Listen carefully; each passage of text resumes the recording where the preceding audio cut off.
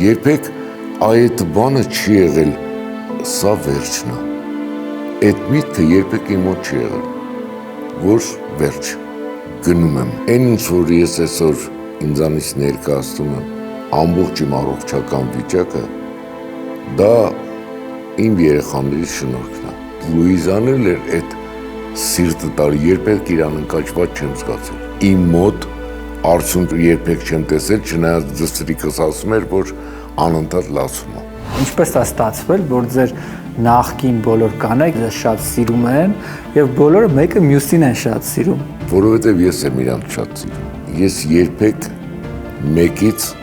մյուսի մոտ չեմ գնացել։ Անդիմադիր լրագրող, ներկայիս վարչապետ Նիկոլ Փաշինյանը մի հոդված է գրում, որը դուք համարում եք զրպարտություն ու զանգահարում խոսում իր հետ, ճիշտ է։ Այո, ավելի նողկանք ու ավելի ապուշ բան պրեմիերայից հետո ինձ թվում էր, որ եկել է երիտասարդ իշխանություն, ավելի թարմ մտածելակերպով, բայց արի ու տես, որ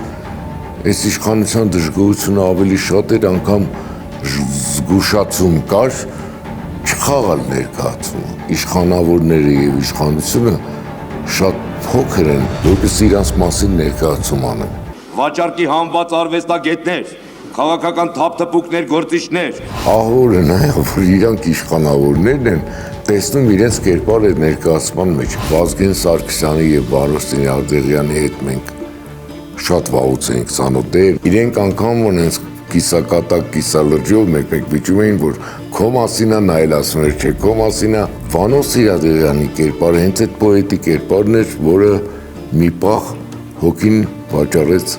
սատանային։ 2018-ին դուք գնացել էիք հրապարակ հեղափոխության, որովհետև դժգոհ էիք այդ ժամանակվա իշխանություններից։ Ես իշխանություններից միշտ եմ եղել դժգոհ։ Մեր որևէ իշխանավոր 4 հատից էլ որևէ մեկը մինչև էր նորմալ չի սիրել այս երկիրը։ Ոչ առաջինը, ոչ երկրորդը, ոչ երրորդը, ոչ էլ սա։ Հաղորդման հովանավորներ Alliance Partners Insurance Agency, The Grigorian Law Firm իրավաբան Աննա Գրիգորյան, Venus Gifts խանութ սրահ, Velvet Rose by KK ծաղկի սրահ, Artin Beauty Aesthetics բժշկական կենտրոն, ALA Renovations, Emperador Law Firm, Implantum USA Dental Group Dr. Sarkis Papazian, Grand Reach Marketplace, Shop by Raya հագուստի խանութ սրահ, Elysee House Restaurant, Aroma International Marketplace, Pinnacle Aro Center, Gravel ծաղկի սրահ, Արգինե Դավթյան Էսթետիկ բժշկական կենտրոն, Տուն Լահմաջո ռեստորան, MS Travel and Tours ճամփորդական գրասենյակ, MX Motor Lounge and Leasing. I'm walking for miles. It helps me clear my head. The sky has the answers, even if the clouds fill it instead. I don't need your worries.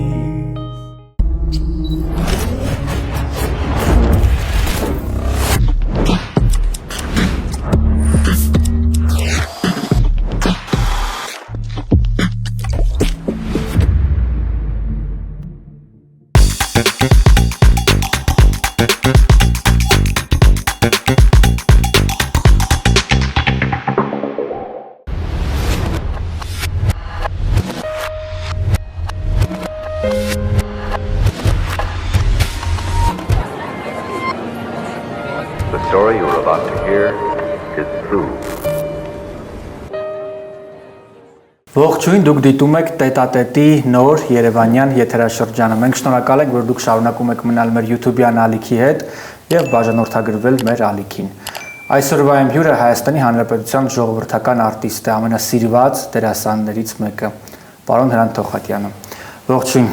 պարոն Թոխատյան։ Շատ շնորհակալ եմ, որ ժամանակ եք գտել։ Ես այս հարցազրույցին տարիներ եմ սպասել եւ միշտ հարմար պահ եմ փնտրել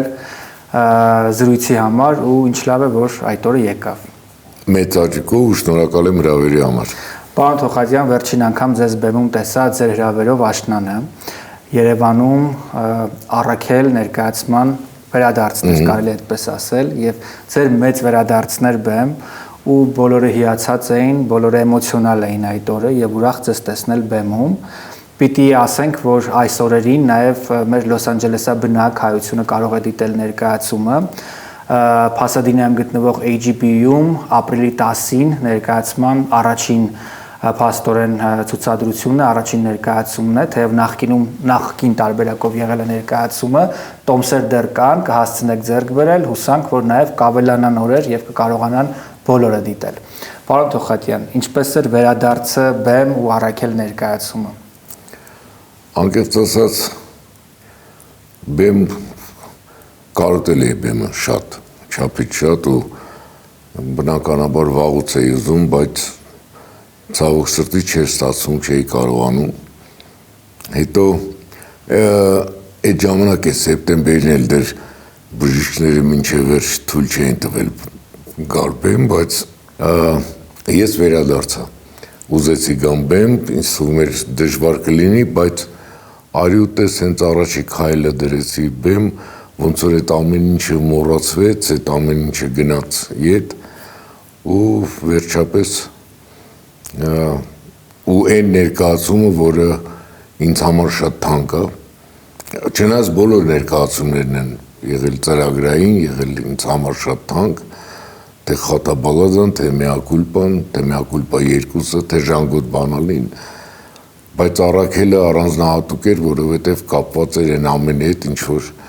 վերջի տարիները մեզ հետ կատարվում է, դա աստված որ էլ չկատարվի, բայց ու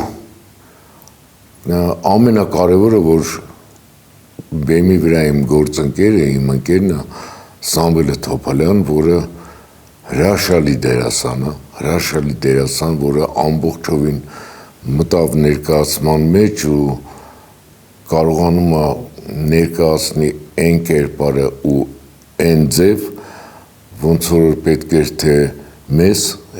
ներկայացումը ստեղծողներին, թե ամենակարևորը հանդիսատեսին։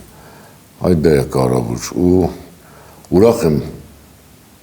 մի կողմից ուրախ եմ շատ, որ ներկայացումը հիմա էլ կա, գնում է էլի լեփլեսուն դարիչներով ու հավատ ունեմ, որ Լոս Անջելեսում հանդիսատեսը, որը կգա ներկայացումը նայի, որոնք անգամ արդեն տեսել են նախկինում մոտ 3 տարի առաջ կարծեմ վերեցինք Լոս Անջելես, բայց հիմա ամբողջովին ուրիշ ներկայացում է եւ բովանդակությունն է փոխվել եւ մեր մոտեցումն է փոխվել եւ երկիրն է փոխվել։ Պարոն Թոխատյան, բոլոր ժամանակահատվածներում, բոլոր երևի տասնամյակներում այն ներկայացումները, որոնցում դուք ընդգրկված եք եւ որոնք տարել եք ձեր ետևից այդ ներկայացումները, մեծ ասելիք է եղել եւ ժամանակի վերաբերյալ ասելիք է եղել ու չար պատահականությամբ կարելի այսպես ասել, բոլոր ժամանակներում դրանք ակտուալ են։ Նազար Նազարից մինչև Մեակուլպա, Խաթաբալադա, նաեւ առաքել ներկայացումը եւ այլն։ Եվ ամենատարբեր ժամանակներում տարբեր արձագանքեր են դրան գտել եւ հասարակության, եւ իշխանությունների, եւ առհասարակ երևի թե մշակութային խմբի կողմից մարդկանց եւ այլն։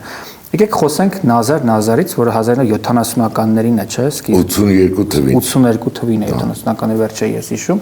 82 թվին միջև անգամ իմ ծնվելը։ Ու այդ բոլոր ընթացքում այնուամենայնիվ դրանք եղել են բեմում։ Երբեք չեն չեղարկվել եւ դա ծայրահեղ համարձակ գործեր են,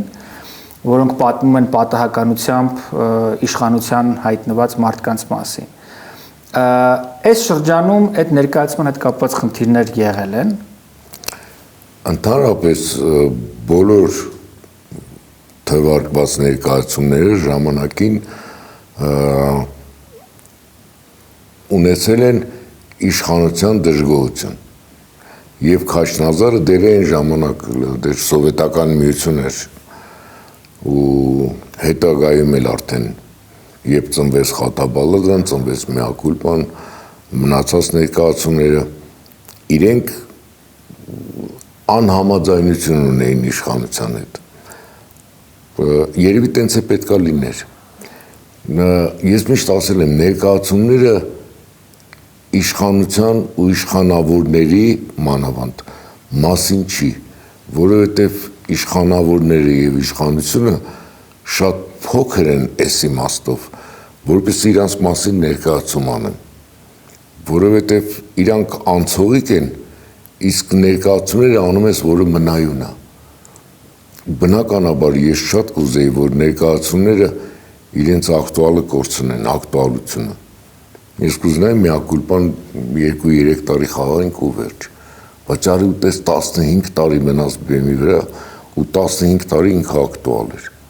Այն որ արդեն ներկայացման, ամեն ներկայացման վերջում ես էի դիմում հանդիսատեսին, որ տա Աստված վաղ էլ չխաղանք այս ներկայացումը, կամ որպես հիշողություն, ոչ լավ, բայց հիշողություն։ Բայց արի ուտես դրանք կային։ Հիմա նույնը բնականաբար Առաքելի հետ է կապված։ Հանդիսատեսը ինքն է ամեն անգամ ներկայացման կերպարի կամ կերպարների մեջ տեսնում այսինչ կամ այնինչ իշխանավորին, նմանացնում։ Հլը աղավորը դա չի։ Աղավորը նա է, որ իրանք իշխանավորներն են տեսնում իրենց կերպարը ներկայացման մեջ, այդ է ամենաաղավորը, որովհետև նույն Նազարը մենք միլիոն տարի է խաղում ենք, բայց երբ որ վերականգնվեց, էլի դժգոհություն կար։ Ավելին, ի տարբերություն նախկին իշխանությունների, սովետական Հայաստանի, հետո արդեն անկախ Հայաստանի, առաջի իշխանությունը, երկրորդ, երրորդ, երբեք իրենց կողմից չի եղել պահ, որպեսզի իրենք արգելեն կամ խորհուրդ տան չխաղալ,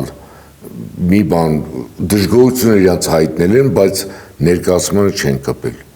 Իմիջիալից ոչ մեր ներկայացումներին, ոչ իմ շատ բարեկամ Վարդան Պետրոսյանի, որը նույնպես բեմից բավականին համարձակ, բավականին ակտուալ թեմաներ է բարձրացրել։ Ու ինձ թվում էր, որ եկել է երիտասարդ իշխանություն, ավելի թարմ մտածելակերպով, ավելի հակված արվեստին, բայց արի ուտես, որ այս իշխանության դժգոհությունը ավելի շատ էր, անգամ զգուշացում կար, չխաղալ ներկայացումը։ Պարոն Թոխարյան, ո՞նց եղավ, ինչպես է զգուշացումը եղավ, ով զգուշացրեց, ինչ ասացին։ Այն ժամանակվա մշակույթի նախարարը, փոխնախարարը, որտեվ ԿԳՍ մի խոսքով երկար տենց տարբեր անվանով գիտության հագլաչիկա տես նախարարություն կա, դրա փոխնախարարը, որը մշակույթի փաստորեն նախարար էր, անունն եմ ուզում հիշեմ։ Հանդիպեց ձեզ, հա։ Չէ, ինքը դիմել էր կամերային թատրոնի, որտև այդ բեմում էր խաղացում ներկայացումը, թատրոնի գեղարվեստական ղեկավարին Արային Երնջակյան, որ ցանկալի կլինի չխաղալ այդ ներկայացումը։ Հասկանում եք, ես հասկանում եմ, կամերային թատրոնը պետական թատրոն է։ Շատ բաներ իրենք ցավում եմ դրա համար, բայց դա փաստ է, չեն կարող իրենց թույլ տալ։ Ու դրա համար այդ խոսակցության շարունակությունը տևեց ինձ։ Ես փորձեցի խոսել այդ նախարարի հետ, որ ինչի համար չխաղանք ներկայացումը, ուղղակի հետաքրքիր է։ Նախ ես հարցրեցի հարգելիս, դուք նայել եք ներկայացումը, որ թվի ներկայացումը։ Այդ այն թիվն է, երբ որ դուք կամ ում որ նմանացնում եք, որտեղ ինքը ասել էր, հանդիսատեսը մեզ զգուշացրել է, որ ներկայացման հերոսը, տվյալ դեպքում Քաշնազարը, հիշեցնում է մեր ղեկավարներից մեկի, եթե ոչ ամենակարևորի կերպարը։ Ասում եմ, հարգելիս, այդ կերպարը կամ չէր ծնվել այն ժամանակ, կամ շատ փոքր էր, որ իր մասին ներկայացում արվեր։ Հանդիսատեսն է նմանացնում, դա արդեն մեր պրոբլեմը չի, Դա արդեն այդ ղեկավարի խնդիրն է, որ եթե հանդիսատեսը իրանա տեսնում այս կերպարի մեջ։ Մի խոսքով, չէ, ես բան խաղացինք ներկայացումը։ Ես ցավում եմ այն բանի համար, որ այն ամենակրիտիկական շրջանում, երբ որ պետք էին մեր ներկայացումները, իմ հիվանդությունը մեջ ընկավ ու ես զրկվեցի բեմից, շատ եմ ցավում դրա համար, որովհետև ես կարծում եմ, որ միակուլպան է, հիմա կխաղացվեր, Ժանգուտ Բանալին առավել եւս կխաղացվեր, միակուլպա երկուսը, բայց եկավ իրանց փոխարինեց առաքելը, որի համար ես շատ գոհ եմ։ Այդ ներկայացումը այսօր պետք է։ Ես վերականգնելու եմ Նազարը անպայման ու հիմա աշխատանքներ են գնում, ինչի հենց Նազարը, որովհետև ինքը պատրաստի է ավելի քիչ աշխատանք կա Նազարի վրա ու Նազարը այսօրվա հանդիսատեսին ես կարծում եմ, որ շատ պետք է։ Անգամ այն հանդիսատեսին, որը համաձայն չլինի ներկայացման գաղափարի հետ, բայց ինքը վիճելի ներկայացում է ու ինքը լավն է, ես իրան շատ եմ սիրում։ Ես շարունակում եմ գտնվել Երևանում եւ շարունակում եմ այցելել Երևանի ամենակննարկվող մարդկանց։ Էսթետիկ գեղեցկության եւ բժշկության բոլոր հետևորդները գիտեն, որ Արգինե Դավթյանի կլինիկան ամենահայտնին է եւ ամենահարգին է։ Այսօր ես առիթ ունեմ խոսելու հենց Արգինեի հետ, ողջույն Արգինե, շնորհակալ եմ, որ ժամանակ ես գտել։ Ողջույն։ Արգինե, դու արդեն բավականին հայտնի ես, ել ավելի հայտնի ես, կարելի ասել, հայտնի մարդկանցից եւ բոլորը գալիս են այստեղ գեղեցկանալու, ինչպես ես քեզ զգում այդ առիթով։ Նախ առաջինը ես Երևանում եմ եւ շատ լավ եմ ինձ զգում, երբ ես Երևանում եմ, իհարկե իմ սիրելի հաճախորդները, արդեն տարիներ շարունակ աշխատում ենք միասին, կարոտել էի, եկել եմ եւ էլի իրենց հետ եմ։ Այսօր խոսելու ենք շատ կարևոր թեմայի մասին, Endolift, բոլորը խոսում են սրա մասին։ Ես ունեմ 0 ինֆորմացիա։ Խնդրում եմ լուսավորեք ինձ։ Նախ ասեմ, որ կարելի է էսթետիկ բժշկությունը բաժանել երկու ժամանակաշրջանի, Endolift-ից առաջ եւ Endolift-ից հետո։ Endolift-ը արդեն 2 տարի է գտնվում է էսթետիկ բժշկության ասպարեզում եւ բնականաբար ես երկար չմտածելով այն ձեռք բերեցի։ Endolift-ը դա լազերային միջամտություն է, բայց շատ քիչ, շատ փոքր ինվազիվ։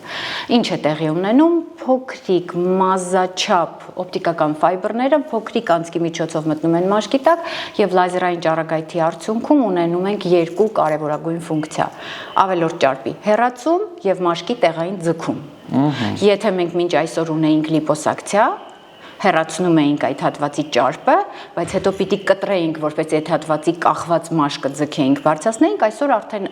չունենք այդ խնդիրը, չենք կտրում, միանգամից այդ փոքրիկ լազերի միջոցով այն հեռացնում ենք ճարպը եւ ձգում ենք մաշկը։ Արգինե, կասեք հատկապես որ խնդիրներն են լուծվում այս պրոցեդուրայով։ Նախ դեմքի երիտասարդացում։ Կարևոր չէ տարիքային խնդիրը, կարևոր չէ ճարպային կուտակումները, կարևոր չէ դեմքի տեսակը։ Եթե մենք ունենք դեմքի խնդիր մաշկի ձգելու, ավելորդ ճարպային հյուսվածքը հեռացնելու, կիրառվում է Endolift։ Մարմնի շրջանում է շատ պոպուլար, որովհետև մենք ունենք զոնաներ, կանանց մոտ կան զոնաներ, որոնք տարիքի հետ կինը լավ տեսք ունի, ծանրաբեռնատությունը, ֆիզկուլտուրան, ֆիթնեսը անում է, ամեն ինչ շատ լավ է, բայց ասենք օրինակ ծնկի հատվածում մաշկը այն չէ։ Երիտասարդ չէ, արդեն տեսնում ենք ծալքեր։ Ունենք փոքրիկ փորիկ, որը վայնի շրջանում, որը որքան էլ ֆիթնես անենք, չենք հեռացնելու։ Ունենք ազդրերի դրսային եզր, գալիֆե կոչվածը, որը միևնույն է չենք կարողանալու։ Ոտքերի հետևի շրջանում թևեր, որը կնոջ մոտ բնականաբար ի հայտ է գալիս 35-40 տարեկանից հետո, այդ բոլոր գոտիները Endolift-ը այդ խնդիրը լուծում է մեկ անգամից։ Մենք գտնվում ենք Երևանի ամենակենտրոնում, հյուսիսային պողոտայում, այս շենքը փարաջանովյան մոտիվներով գիտեն բոլորը։ Բայց էլ ավելի վաղ ժամանակներից բոլորը գիտեն, որ այս շենքի ներքևում գտնվում է լեգենդար տուն Լահմաջոն, որը բոլորիս ամենասիրելին է։ Լեգենդար տուն Լահմաջոն այժմ վաղուց արդեն ներկայացված է Լոս Անջելեսի Բուրբենք քաղաքում եւ բոլորը գիտեն, երբ կարոտում են Հայաստանն ու Երևանի համը, թե ուր պիտի գնան։ Հենց այս հասցեով Բուրբենքի տուն Լահմաջոյով։ Առաջարկում եմ տեսնել նաև հավանաբար նոր բացված հատվածը, միասին եկեք տեսնենք, թե ինչպիսին է տուն Լահմաջոն։ Հիմա խախտում ենք անում եւ անցնում ենք։ Այս հատվածը հավանաբար նոր է։ Այստեղ պատրաստվում են տուն Լահմաջոյի ամենահամեղ լահմաջոնները, որոնք անգամ այս տարիների ընթացքում, երբ ընկերացել եմ այդ գեղեցիկ ընտանիքի հետ, միևնույնն է անգամ ինձ չեն ասում, թե որն է գաղտնիքը։ Բայց բացի այդ կա նաև իսկական հայկական խոհանոց, որը կարող եք համտեսել։ Տուն լահմաջոն առհասարակ առանձնանում է ոչ միայն ուտելիքի բաղադրիչների լավագույն հումքով, այլ նաև կրեատիվ մոտեցմամբ հայկական խոհանոցին։ Այստեղ կարող եք գտնել ամենահամեղ հայկական ուտեստները, բայց ուրույն ձեռագրով։ Սա տուն լահմաջոյի պատմական հատվածն է, այն սկսվել է փոքրիկ, երևի թե կարելի ասել տան բիզնեսից, այս շենքի բնակիչներ են մինչև այժմ այս բիզնեսի հիմնադիր ընտանիքը եւ պարզապես տան մի սենյակից սկսվել է այս ընտանեկան բիզնեսը։ Եվ քանի որ այն ընտանեկան է, հենց այդ ընտանիքի մոտեցմամբ էլ բիզնեսը վերաբերվում է իր յուրաքանչյուր հաճախորդին, թե Երևանում, թե Լոս Անջելեսի Բըրբենք քաղաքում։ Հետագայում բնականաբար ընդլայնվելով այդ ընտանեկան ջերմությունը չի բացակայում ու չի կորում։ Էմպերադոր իրավաբանական գրասենյակում ենք եւ այստեղ մշտապես շատ լավ մթնոլորտ է, որովհետեւ մարդիկ երբ գալիս են իրենց խնդիրներով, իրենց հարցերով, նախ շատ լավ իհարկե ընդունելություն է եւ երկրորդ հերթին հետագայում նաեւ շատ դրական նորություններ են ստանում։ Իմ կողքին նաեւ համահիմնադիրն է Արմինեն Անտոնյան։ Ողջույն Արմինե։ Ողջույն։ Արմինե, շատ արագ խոսենք, թե ինչ հարցերով է զբաղվում իրավաբանական այս գրասենյակը։ Ասեմ, immigration, personal injury, աշխատանքային իրավունք եւ ընտանեկան իրավունքներ, այսինքն family law։ Ամենահաճախ кейսերը որ ուղղությամբ են լինում։ Կասեմ դոմինանտը personal injury եւ immigration law, երկու մեծ ճյուղեր են մեր։ Շատ լավ, Արմինե, հաճախ մենք հայերս մի սխալ ունենք, երբ բժշկի եւ իրավաբանի մոտ գնում ենք, երբ դանակը հասնում է ոսկորին, կամ երբեմն նաեւ վստահ եմ ձեզ մոտ գալիս են, երբ դա անում են ոչ այնքան բարեխիղճ մասնագետների օգնությամբ եւ ունենում են բացասական ելքեր։ Հնարավոր է արդյոք որևէ բան շտկել եւ որ փուլից է սկսած պետք գալ ձեզ մոտ։ Իհարկե կախված գործից փորձում ենք ամեն ինչը շտկել, immigration-ում ավելի դժվար է բաներ շտկելը, personal injury-ում հիմնական գործը գումարի հետ կապված է, այսինքն շտկումը ֆինանսի հետ կապված, իսկ ինչպես ասում են, եթե հարցը գումարով կարող է շտկել, դա այդքան էլ խնդիր չի, դրա համար երևի դրան չանդրադառնանք, բայց immigration-ը իհարկե շատ հաճելի է, երբ որ ամենասկզբում մաքուր, հա, երբ որ մարդ գալիս է եւ ամենասկզբում մենք սկսում ենք օգնել, բայց ելի հնարավոր է որ նույնիսկ այն դեպքերում շատ եղե հենց վերջնական դատից առաջ ամեր թիմը միացե կամ երբ որ արդեն մի քանի անգամ մերժումներ ա ունեցել ընտանեկան միացման գործում, մենք սիրով կարողացել ենք օգնել։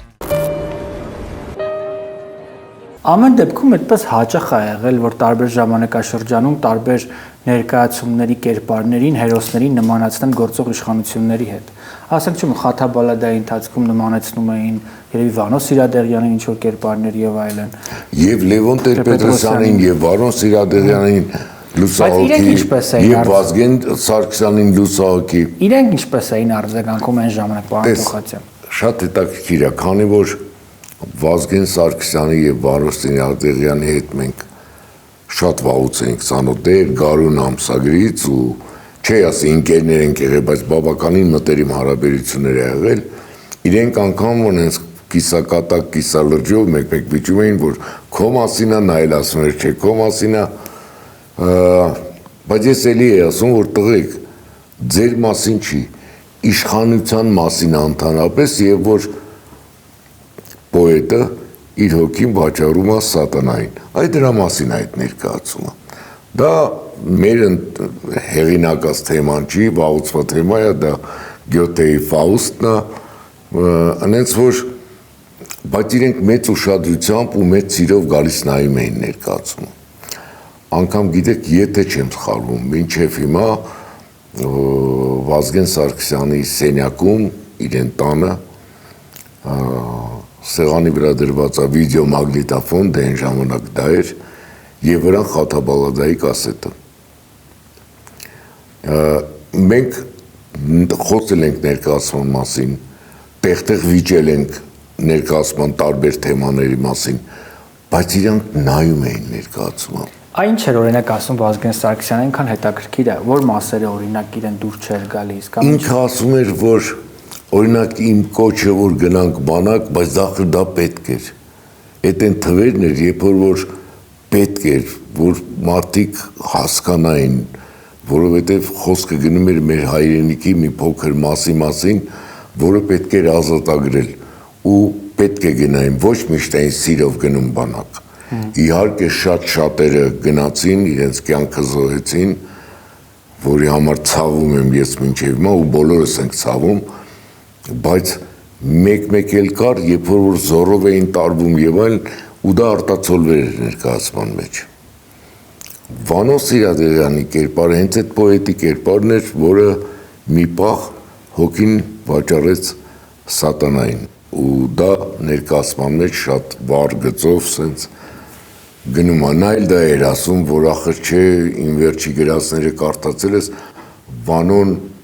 շատ լավ գրող էր, շատ լավ պոետ էր և շատ լավ արձակագիր, ես բան չունեմ ասելու, ու ես մինչև հիմա էլ մեծ հաճույքով իրան ընթերցում եմ, վեր ընթերցում եմ ավելի շուտ, բայց միևնույն է ներկայացման մեջ այդ ամեն ինչը պետք է լիներ, ճիշտ է այն ժամանակ դեր ներկայացման մեջ կար Լենինի կերպարը, որը ներկայացած էր այնպես, ինչպեսին ինքը կար իրականում, եւ այլն, հետո ծնվեց շատ հետաքրքիր է, Խաթաբալադա ներկայացումից հետո գրվեց մտահղացումը եկավ Արմենի հետ մոտ Համբարձումյան ու ինձ մոտ եւ դիմեցինք մեր լավ ընկեր Վահրամին Սահակյան ու գրի առավ Ժանգոտ Բանալին։ Դա հեքիաթի հիման վրա է Բուրատինոն, Պիերոն եւ Մալվինան, դրանք են գլխավոր կերպարները ներկայացման։ Ու ներկայացումը մենք հետո շատ ենք ցավել դրա համար ու վախեցել ենք անկեղծ ասած, որովհետեւ 98-ին նոր փորձերը սկսեցինք, 99-ին փորձերը շարունակվում էին եւ ներկայացումը ավարտվում էր նրանով, ինչին մենք ականատես եղանք ողբերգությանը, որը կատարվեց հոկտեմբերի 27-ին, որովհետեւ Բուրատինոն մտնում էր պարլամենտ եւ գնդակահարում էր պարլամենտի երեսփոխաններին, ու դա մեր աչքի առաջ կատարվեց ու այդ բանով, որ կանխազգում էինք, որ եթե տենց շարունակվի ոնց են ժամանակ գնում էր ամեն ինչ, բերելու է դրան ու տենց էլ է։ Բայց Թուխատյանը կանխազգացում էր, թե ուղղակի սցենարի համընկնում։ Չէ, կանխազգացում էր։ Երևի այն ժամանակ բնականաբար մեզ համար դա սցենարի, որովհետև հələ մենք մտածում էինք արժի տենց բան, որտեղ տենց բան անհնար է որ լինի, բայց հեքիաթը կարող է ստացվի, որ Բուրատինոն իրան թույլ է տալիս։ Ու ներկայացումը մենք հանեցինք, չխաղացինք այդ ժամանակ, հաջորդին անցանք, նոր մտահղացումներ եկան ու ծնվեց Մեակուլպան։ Միջև Մեակուլպային անցնելը, պարոն Թուխատյան, մի բան չեմ կարող չճշտել ձեզնից։ Ճիշտ է արդյոք այն ինֆորմացիան, որ ընդդիմադիր լրագրող, ներկայիս վարչապետ Նիկոլ Փաշինյանը Խաթաբալադայի պրեմիերայից հետո մի հոդված է գրում ներկայացման։ Հոդվածը չէր, մի նախադասություն էր։ Եվ որը դուք համարում եք զրպարտություն ու զանգահարում խոսում իր հետ, ճիշտ է դա։ Այո։ Կպատմեք այդ պատմությունը։ Ճիշտ է, որովհետև դեռ չէին հասցրել լրագրողները ավելի շուտ թատերական լրագրողները եւ լրագրի թատերագետները իրենց կարծիք հայտնել ներկայացման մասին։ Երբ դուրս եկավ այդ նախադասությունը թերթում։ Իսկ ինչ էր գրել։ Գրված էր, որ Շրան Թոխազյանը եւ Միքայել Պողոսյանը բեմադրել են Խաթաբալադան, որ Մալբորո լայթ ծխեն։ Դու հասկանում ես ավելի նողկանք ու ավելի ապուշ բան պրեմիերայից հետո դերասաններին այտենց դիմելը դա առնվազն ոնց ասեմ, դաժե չգիտեմ ոնց անվանեմ։ Ու ես ասել եմ, զանգեցի, ասի եթե գրեիք վատ դերասանները։ Ու անձամբ Նիկոլ Փաշինյանին։ Այո։ Ես չէի ճանաչում, չէի տեսել երբեք։ Ու եթե գրեիք վատ դերասաններ են, վատ ներկայացում էր, վատ ռեժիսոր էր, վատ հեղինակ եւ այլն, ես երբեք ինձ թույլ չէի տա զանգել, որտեղ դա ձեր կարծիքն է, ու դուք դա եք գրել, հիմա ձեզ դուր չի եկել։ հնարավոր է։ Բայց երբ որ գրում եք, որ Marlboro Light ծխելու համար առաջինը չարաչար սխալվում եք, երկրորդն էլ դուք են խուժան եք անվանում։ Իսկ Երևանը ունի իր կանոնները։ Չի կարելի խուժան ասել դերասանին կամ որևէ քաղաքացու։ Պարոն Թոխացյան, լրագրող Փաշինյանից զատ երբևէ շփում եղել է վարչապետ Փաշինյանի հետ։ Վարչապետ Փաշինյանի հետ չի եղել, որովհետև մենք իրար կապ չի եղել ոչ իրեն հետ, ոչ իր հեղինակած թերթերի հետ, որի որ խմբագիր ինքը եղել է, կամ լրագրող, ես չգիտեմ։ Դրա համար մենք մեկ էլ մի անգամ շփվել ենք ՊՊՑ գնդի գրավման ժամանակ, երբ ես փողոցում էի կանգնած էի այն շարքում, որը կանգնած էր ժողովրդի եւ ոստիկանության արանքը, որ բախումներ չլինեն, մի օր երեկոյան ուշ ձեզ կրտուկ էր եղել ժողովրդի մեջ ու տղաս ասեց, որ այդ բան լրագրող Նիկոլ Փաշինյանի հետ է։ Իսկ մինչ այդ ես հյուրեի օրակարգ կարդեմ հաղորդմանը, որ վարում էր Պետրոսը Ղազարյան, այն վաղ Կենտրոն TV-ում, որտեղ ես ասեցի, որ ես կողմնակից չեմ Սասնա ծռերին, ինձ համար զարմանալի է, որ արյուն տված հայրենիքի համար տղաները հիմա դիմել են այդ քայլին, բայց դա ծայրահեղական քայլ է, որովհետև դա իր հետևից կարող է հետևանքներ ունենալ, մի խոսքով դրա մասին էր խոսակցություն ու ասի, բայց տարօրինակը նա է, որ ամբողջ երկրի իշխանությունը, նախագահ, վարչապետ, եսիմ ով չկան, ոչ մեկ չի փորձում խոսել ժողովրդի հետ։ Ու փողոցում մի հոգի կա, որը վազվզում է ինչ-որ բաներ անում, ես չգիտեմ էլ ինչ, դա լրագրողը, որը աչքից լույսը չի, որին ես առանձնապես չեմ սիրում, Պետրոսին ասի, անունը Նիկոլ Փաշինյանը, բայց ես օբյեկտիվ եմ, ինքը փորձում է ինչ-որ բաներ անել։ Ու այդ օրը, որ իրան հանեցինք այդ բանի մեջից տեսավ, ասեց, որ շնորհակալ եմ, իմ մասին լավ բան եք ասի, ես օբյեկտիվ եմ։ Վատը մնում է վատ, բայց լավը մնում է լավ։ Ու էլի իրար չենք հանդիպել, մեկ էլ արդեն 18 թվին այն ամենը ինչ որ կատարվեց, մի երկու անգամ եղել եմ հրապարակում, ինչ մեղքս թաքցնեմ, ինձ հետաքրքիր էր, նոր մարդիկ են գալիս, ինչ են բերում, հետո որ տեսա այդ նոր մարդիկ ու այդ մարդկանց ղեկավարը Նիկոլ Փաշինյան, այդ է նույն լրագրողն է, ես առանձնապես մեծ հույսեր չէի կապում ու փաստորեն ճիշտ էի, որովհետև դա հերթական ինչ-որ իշխանություն էր, յուրովի, բայց հերթական, ցավոք սրտի, ու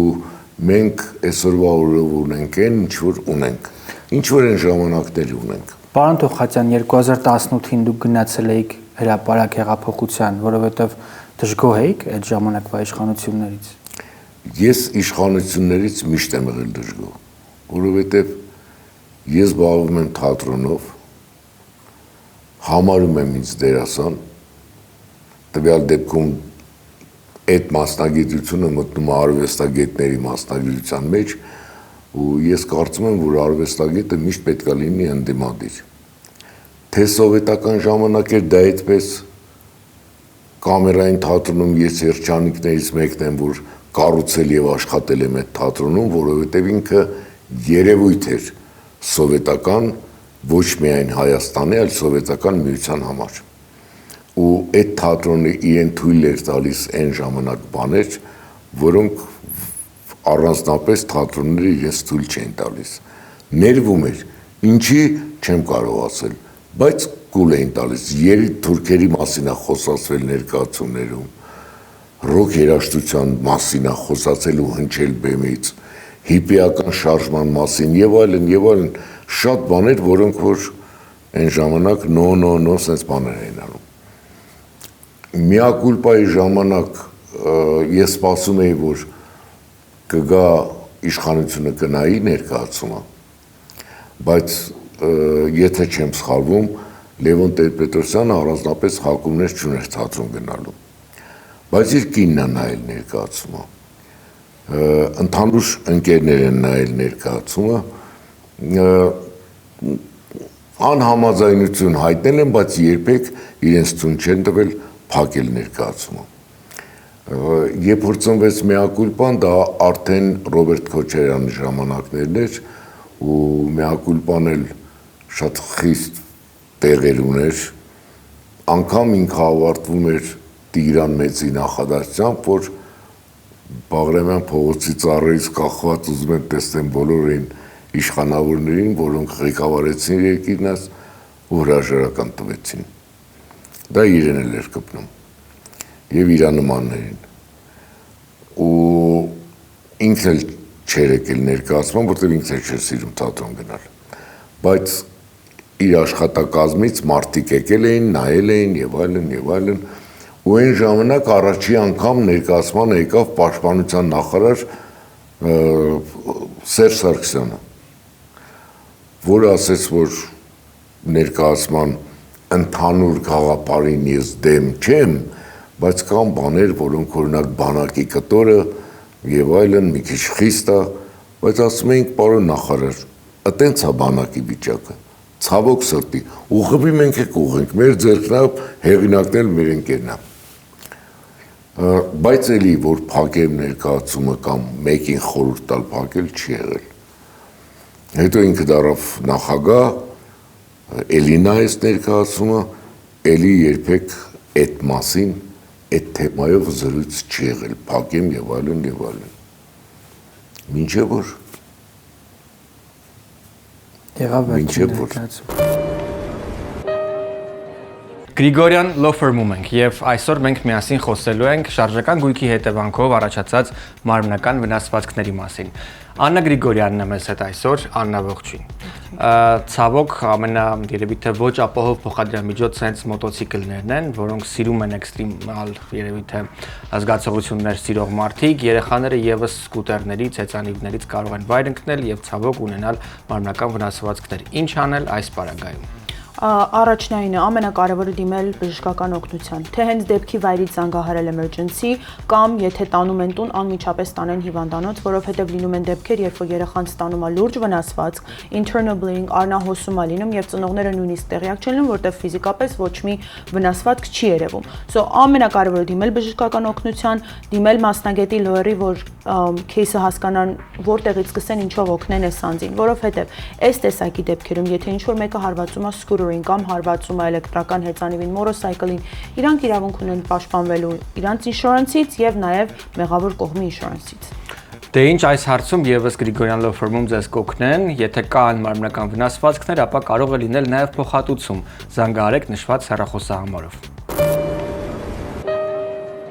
Մենք գտնվում ենք մեր սիրելի Venus Gifts խանութսրահում, որտեղ կարող եք գտնել համաշխարհային բրենդերի ամենալայն տեսականին եւ որ ամենակարևորն է, ամենաթարմ հավաքածուները։ Այսօր ձեզ պատմելու ենք Լալիկ ապրանքանիշի մասին, որն ուղիղ 100 տարով մեծ է ինձնից, 1888 թվականին է այն հիմնադրվել։ Պիտի նշեմ, որ մենք հայերս իրականում շատ մեծ ներդրում ունենք այս բրենդի զարգացման հարցում, սակայն քչերը գիտեն այս մասին։ Ամենահայտնի հայ բարերարներից մեկը, մեկենասներից մեկը Գյուլբենկյանը ժամանակին բավականին մեծ ներդրում է արել այս բրենդի զարգացման հարցում, ֆինանսական ներդրում եւ նաեւ հավանաբար հոգեբանական, հավատալով այս բրենդի զարգացմանը եւ այդ իսկ պատճառով կան բացառիկ փաստորեն արվեստի գործեր հենց այս ապրանքանիշի կողմից, որոնք ներկայացված են բացառապես Եվրոպայում գտնվող Գյուլբենկյանի թանգարանում։ Սակայն այդ թանգարանից ոչ պակաս կարևոր եւ տպավորիչ է նաեւ Venus Gifts-ի հավաքածուն, որը մշտապես առանձնանում է իր յուրահատկությամբ, այստեղ կան արվեստի գործեր, ծաղկամաններ եւ ոչ միայն, որոնք կարող եք գտնել բացառապես հենց միայն Venus Gifts-ում գոնե այս շրջանում Լոս Անջելեսի եւ Կալիֆոռնիայի պիտի ասեմ, որ ապրանքանի շաչքի է ընկնում իր ավանդական եւ տրադիցիոն մոտեցմամբ եւ այնուամենայնիվ նաեւ ամենահետաքրքիր եւ անսպասելի զարգացումներով դիզայնի տեսանկյունից։ Գնահատեք ինքներդ եւ այցելեք Venus Gifts խանութ սրահ։ Օրեր առաջ Velvet Rose ծաղկի սրահը իր հյուրընկալ դռներն է բացել Granada Hills-ում եւ հարակից քաղաքներում բնակվող մեր հայրենակիցների համար։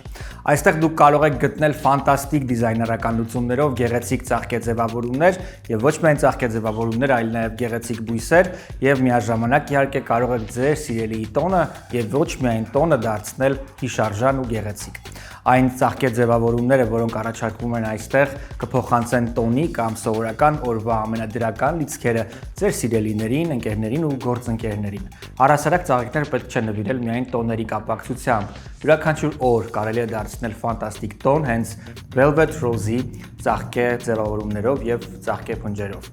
Այստեղ ամենակարևորը ոչ միայն դիզայնն է եւ դիզայներական լուծումը, այլ նաեւ ծաղկի հումքը, որը ընտրվում է չափազանց թարմ եւ չափազանց որակյալ։ Եվ միաժամանակ իհարկե շատ կարճ ժամանակահատվածում այստեղ կառաջարկվեն ինչպես պատրաստի, այնպես էլ ձեր ճաշակով ձևավորվող գեղեցիկ ծաղկեփնջեր եւ այլն։ Այնպես որ մեկ անգամ այցելելով այս հասցեով վստահ եմ դուք մշտապես ծաղիկներ կգնեք հենց Velvet Rose-ից։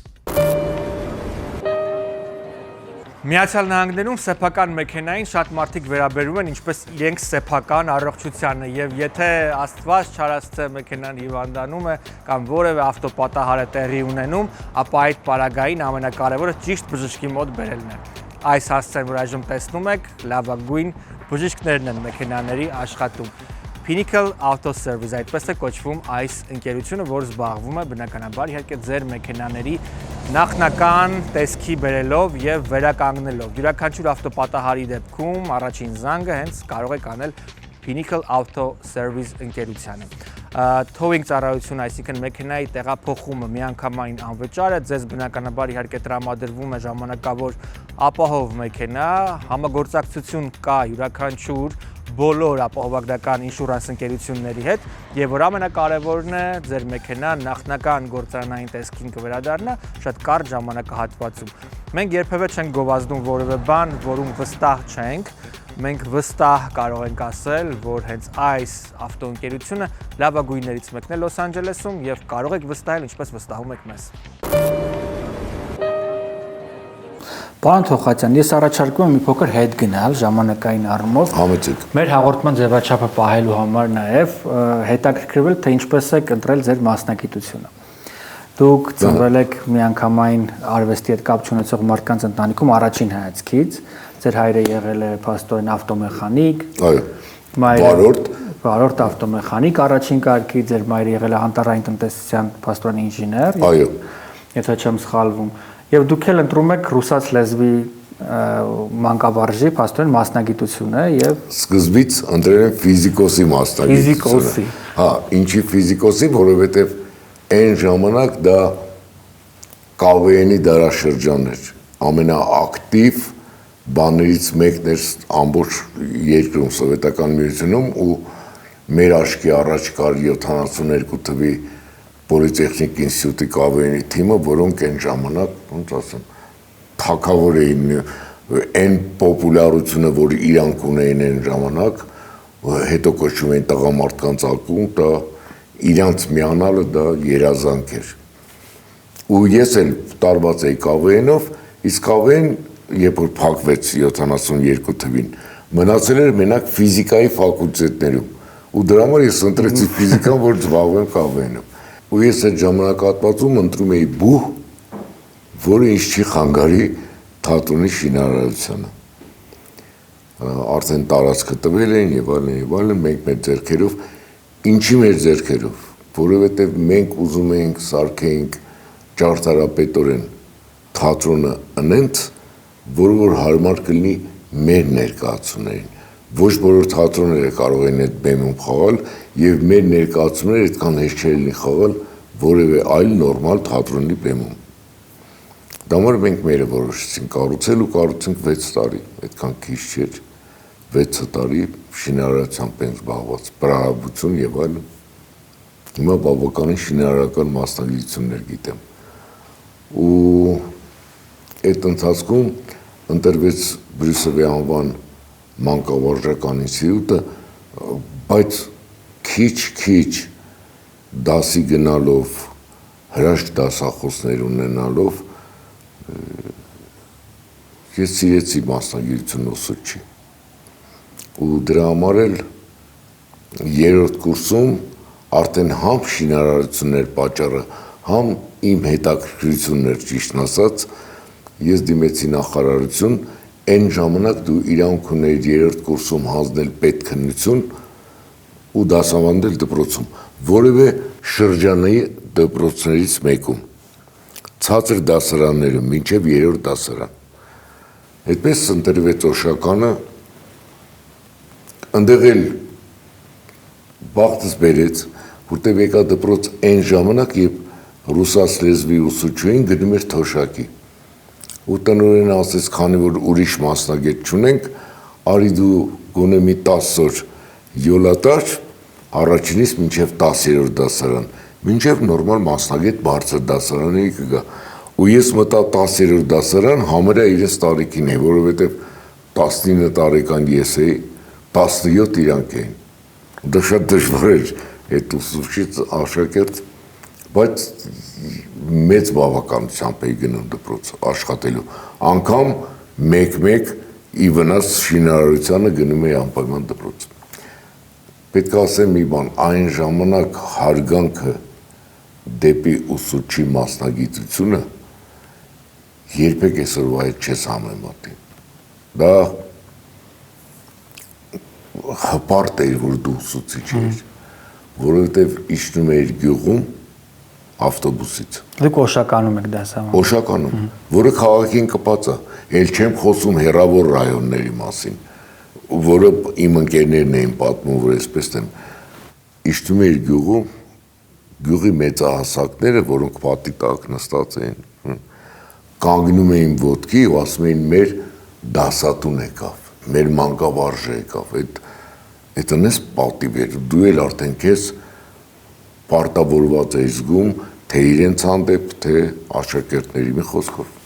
Լավ ժամանակաշրջան էր։ Պարոն Թոխացյան, կամերային թատրոնին զուգահեռ, ձեր բոլոր ներկայացումներին զուգահեռ 2000-ականների սկզբին, 90-ականների ավարտին շատ մեծ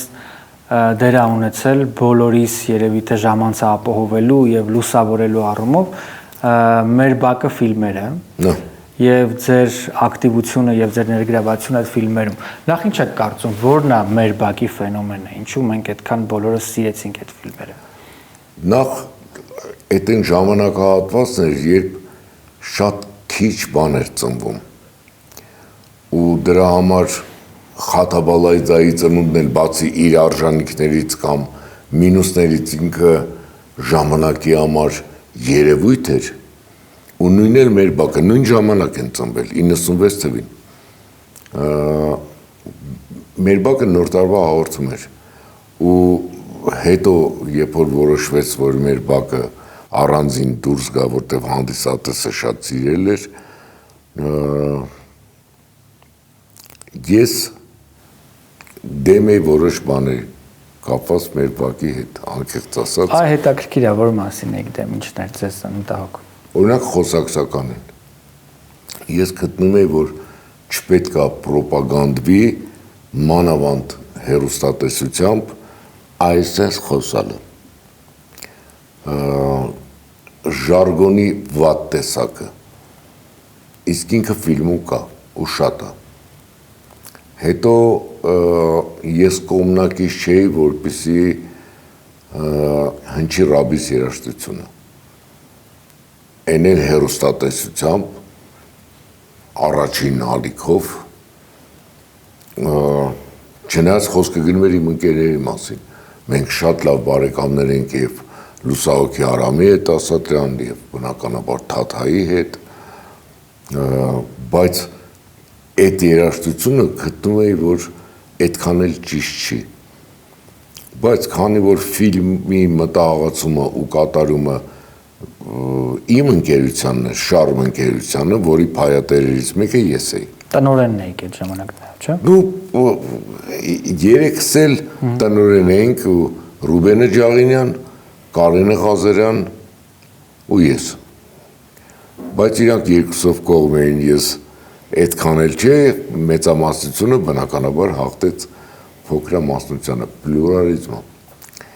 Ու ֆիլմը դուրս եկավ, ու այն էֆեկտը, որը տվեց ֆիլմը, բոլորիս համար անսպասելի էր, որովհետև ինքը շատ մեծ ոգևորություն բերեց, ու մինչև հիմա է ոգևորություն բերում, մինչև հիմա ֆիլմը ցույց են տալիս, ու մարդիկ էլի նայում են, ինտերնետներում կա, ստեղ կա, անտեղ կա, ու անընդհատ նայվում է։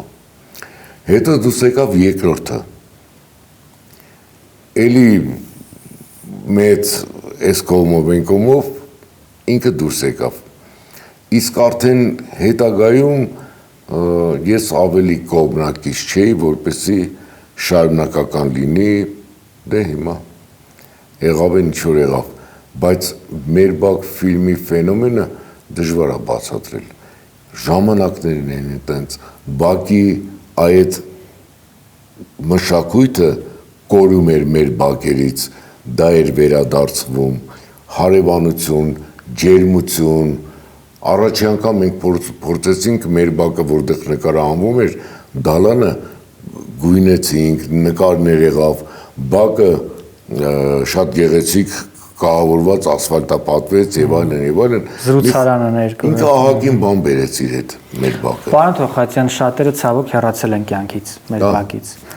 Արմեն Խոստիկյանից մինչև Լալա Մնացականյան, վերջերս էլ կյանքից հեռացավ մեր շատ սիրելի Զարա Արամյանը։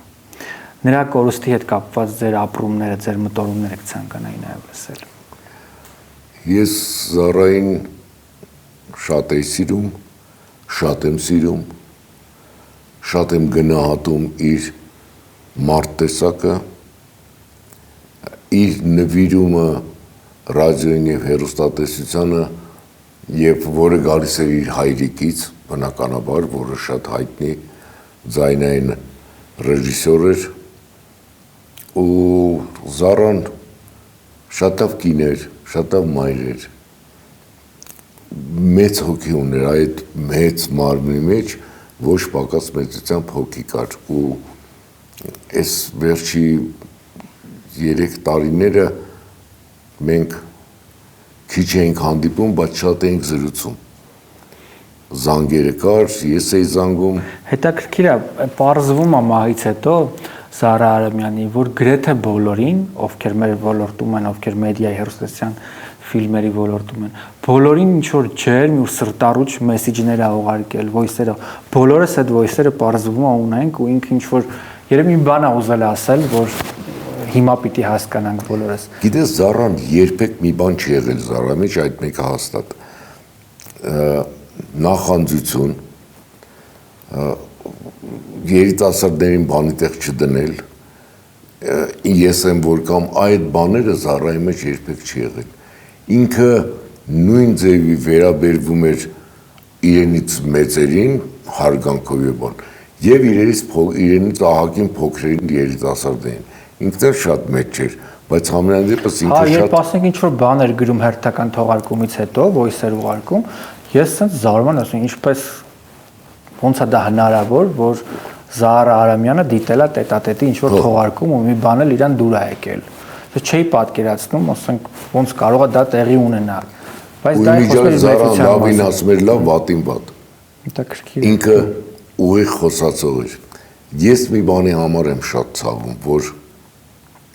մահից հետո Զարայի մասին իր դստրիկի կազմակերպած հաղորդում եղավ։ Ու ես այդ հաղորդմանը չեմ մասնակցել։ Դա ինձ համար մեծ ցավ էր, որովհետև ժամանակի առումով ավելի քիչ, ավելի շատ առողջական առումով չկարողացա գնամ նկարահանմանը ու շատ եմ ցավում դրա համար, որովհետև ես կուզենայի արտահայտվեի Զարայի հիշատակի, բոլորի, բայց առանձնահատուկ Զարայի հիշատակի։ Պարոն Թոխացյան, հիշում եք ձեր վերջին զրույցը Զարա Արամյանի հետ։ Հա, մենք վերջում հեռախոսով զրուցեցինք ու Զարան ինքը արդեն վատ առողջ էր, բայց ինձ ընենց սիրտ էր տալիս, ընենց հələ բեմ պետք է գնամ, քեզ բեմում պետք է տեսնեմ, կարոտել եմ քեզ բեմում, հանգած բան չմտածես, քեզ միշտ պետք է լավ զգաս, բաներ ինքը շատ։ Ու ես զգում եի, որ հոգոցով է խոսում, այն զառայի ձայնը չի, բայց միևնույն է այդ բանը մեջը կար, այդ ցանկությունը, ու ես հասկանում որ դա ի սրտե ցանկություն է, ջիգարով ցանկություն է, ես շատ եմ ափսոսում զառայի համար շատ։ Մեզ հետևող կանայք ու աղջիկներն արդեն գիտեն, որ Shop by Ryan լավագույն վայրերից մեկն է գնելու համար իրենց տոնական եւ ոչ միայն տոնական, այլ նաեւ աշխատանքային եւ առօրյա հագուստները։ Shop by Ryan-ում դուք կգտնեք լավագույն երեկոյան եւ ոչ միայն երեկոյան, այլ նաեւ casual հագուստներ ամենատարբեր չափսերի, ամենատարբեր միջոցառումների եւ առհասարակ ամենատարբեր տրամադրությունների համար։ Յուրաքանչյուր կին գեղեցիկ է, բայց այլ ավելի գեղեցիկ է դառնում, երբ ընտրում է ճիշտ զգեստ։ Այստեղ ձեզ կօգնեն ընտրել ճիշտ զգեստ։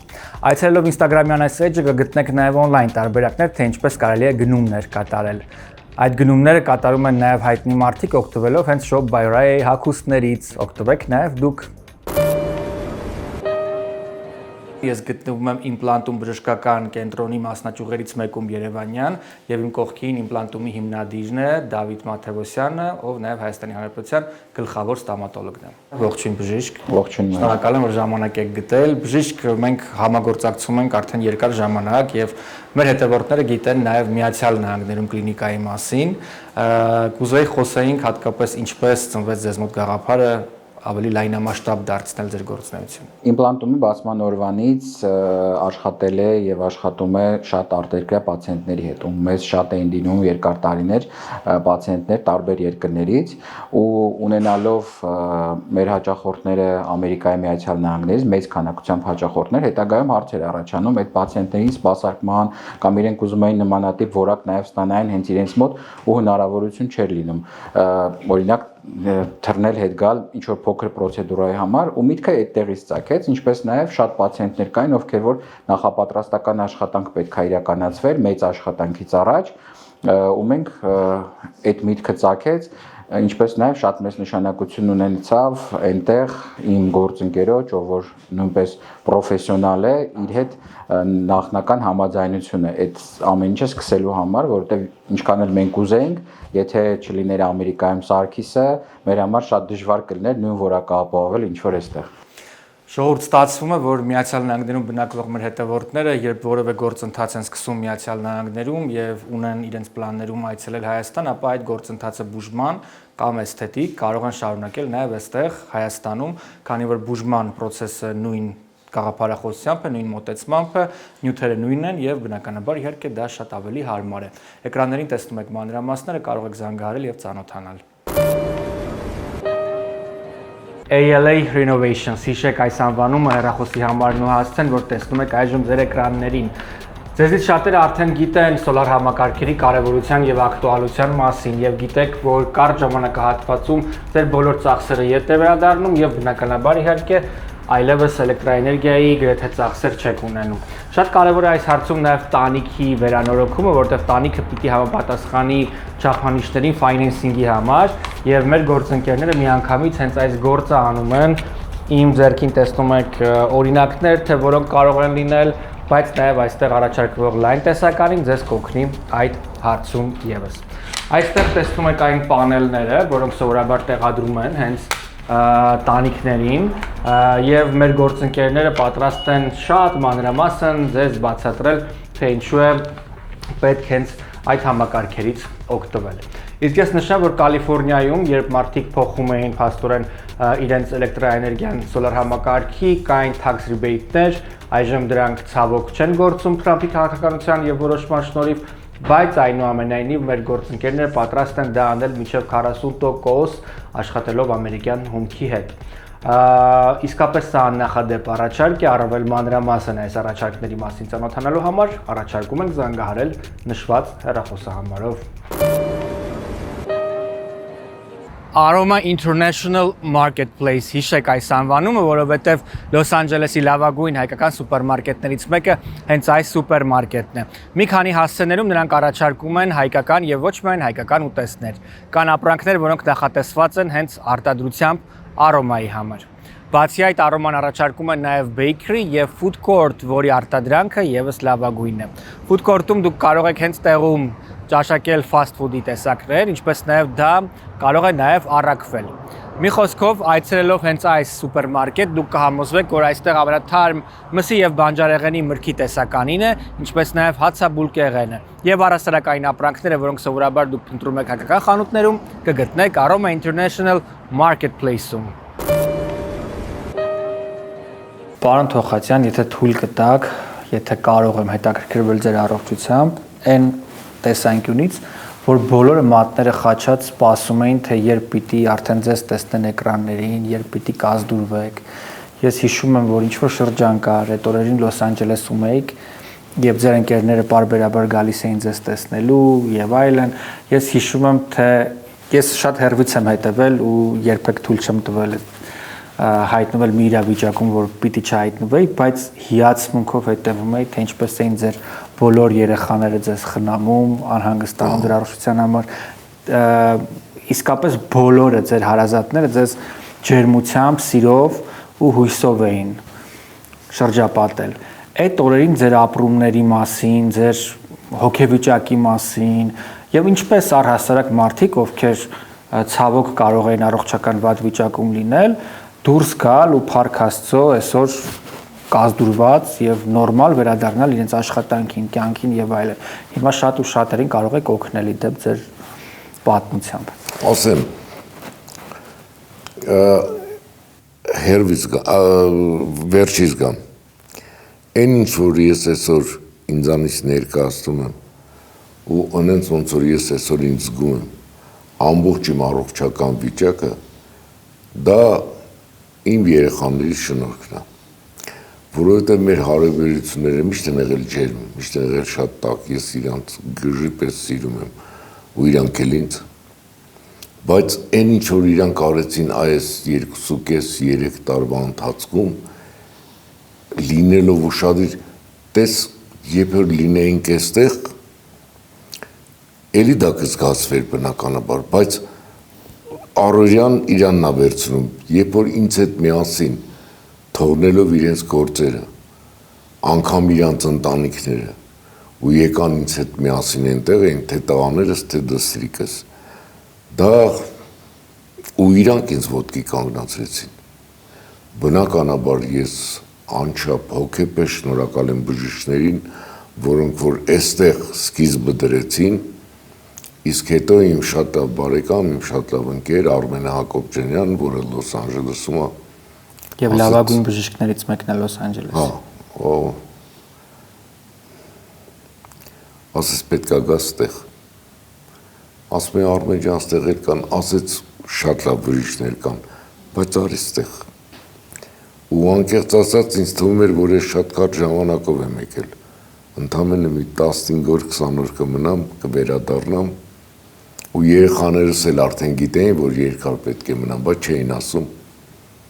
Անգամ բժիշկիս հետ, որի մոտ որ Արմենի շնորհիվ ընկա բուժման, հնդիկ երազգությամբ, Փասադինայի City of Hope-ի բժիշկներից, լավագույն բժիշկներից մեկը, խոսակցության ընթացքում ինքը կարդացել էր կենսագրական պես մի բան, ու ասեց դերասան եք, ասեցի այո, ասի ու գնալու եմ բեմ բարձանամ, գիտեք այդ քիմիայից լսել եմ, որ մազաթափություն անում եւ այլն, բայց կարճ եմ մնալու այնտեղ բեմ եմ բարձանալու չէի ուզենա, ժպտաց ասեց, գիտես, ես այդ քիմիայի տեղերից մեկը կփոխեմ ու մազաթափություն չի լինի, հանգիստ եղեր, բայց միշտ ապիր, դեռ մնա այստեղ ու մոտ մի քիչ ավել, մի քիչ պակաս, մոտ 1 տարի մնացի բուժում։ Պարոն Թոխացյան, եղան հուսալքման պահեր, երբ հասկանում էիք այլևս ուժ չունեիք ու ինչ-որ մի կերպ կարողանում էիք ինքներդ ձեզ հավաքել։ Գիտես մեր ջան, եթե անկեղծ երբ առաջի անգամ այստեղ հայտնաբերեցին, որովհետև իմ մտքով չէր անցնում, ու ես ընդհանրապես ուրիշ առիթով էի գնացել թոքերը ստուգելու։ Հազում էի արյուն էր գալիս, ինձ թվում էր, որ ձայնալարերից է, որովհետև չլինելով պրոֆեսիոնալ դերասան, դրված չի ձայնս։ Ինչ այս դա էր Զարան ասում, պարապեմ քեզ հետ, դու ժամանակ չէր լինում։ Ու ինձ թվում է դրանից է, բայց բժիշկները, որոնք որ արեցին այդ կատեն, իրենց ռեակցիայից ես զգացի, որ ինչ-որ մի բան են չի։ Նոր ասին անպայման մնա մի հատ գնա հոգի մասնագետի մոտ եւ այլն այտենց անգամ այդ ժամանակ չկար։ Շտապում էի բեմ եւ այլն մինչեւ անգամ երբ որ այդ բժիշկը հրաշք բժիշկը Դանելյանը մի խոսքով իր մասին առանձին մի մեծ հաղորդման մեջ պետք է պատմել, ասես լսի սիրտդ ստուգել ես երբևից, ասի չէ, որտեղ ասեց անպայման գնամ մի հատ ստուգի, որտեղ վիրահատությունը ծանր է սպասվում։ Այնտեղ գնացել եմ սիրտը ստուգել, բարձրեց ստենդեր է պետք դնել, չէ, մեկը մեկի վրա ոնց որ ընդ որում 3 հատ։ Այդ ստենդի բժիշկն էլ բժշկուին առան մի տեսակ շատ ուրիշ ձևի վերաբերմունքը ես ամբողջ անձնակազմին հիվանդանոցների, ուղղակի հիմա չեմ ուզում հաղորդումը դարձնեմ շնորհակալության, բայց միայն շնորհակալություն կհայտնեի բոլորին։ Մի խոսքով էլի ես ինձ բան չի զգում, վիրահատությունից հետո էլ խելքի նորմալ էր։ Ու երբ որ արդեն այն որ ասում են դանակը հասնում է ոսկորին, ասեցին, որ ինչ է ու ինչպես է դրան պետք վիրավորվել, երի երեխաներս էին կողքս, ընկերներս էին կողքս, բժիշկ թե ոչ բժիշկ, որոնք ստեղծում էին այն միջավայրը, որտեղ որ ես ինձ լավ էի զգում, երբեք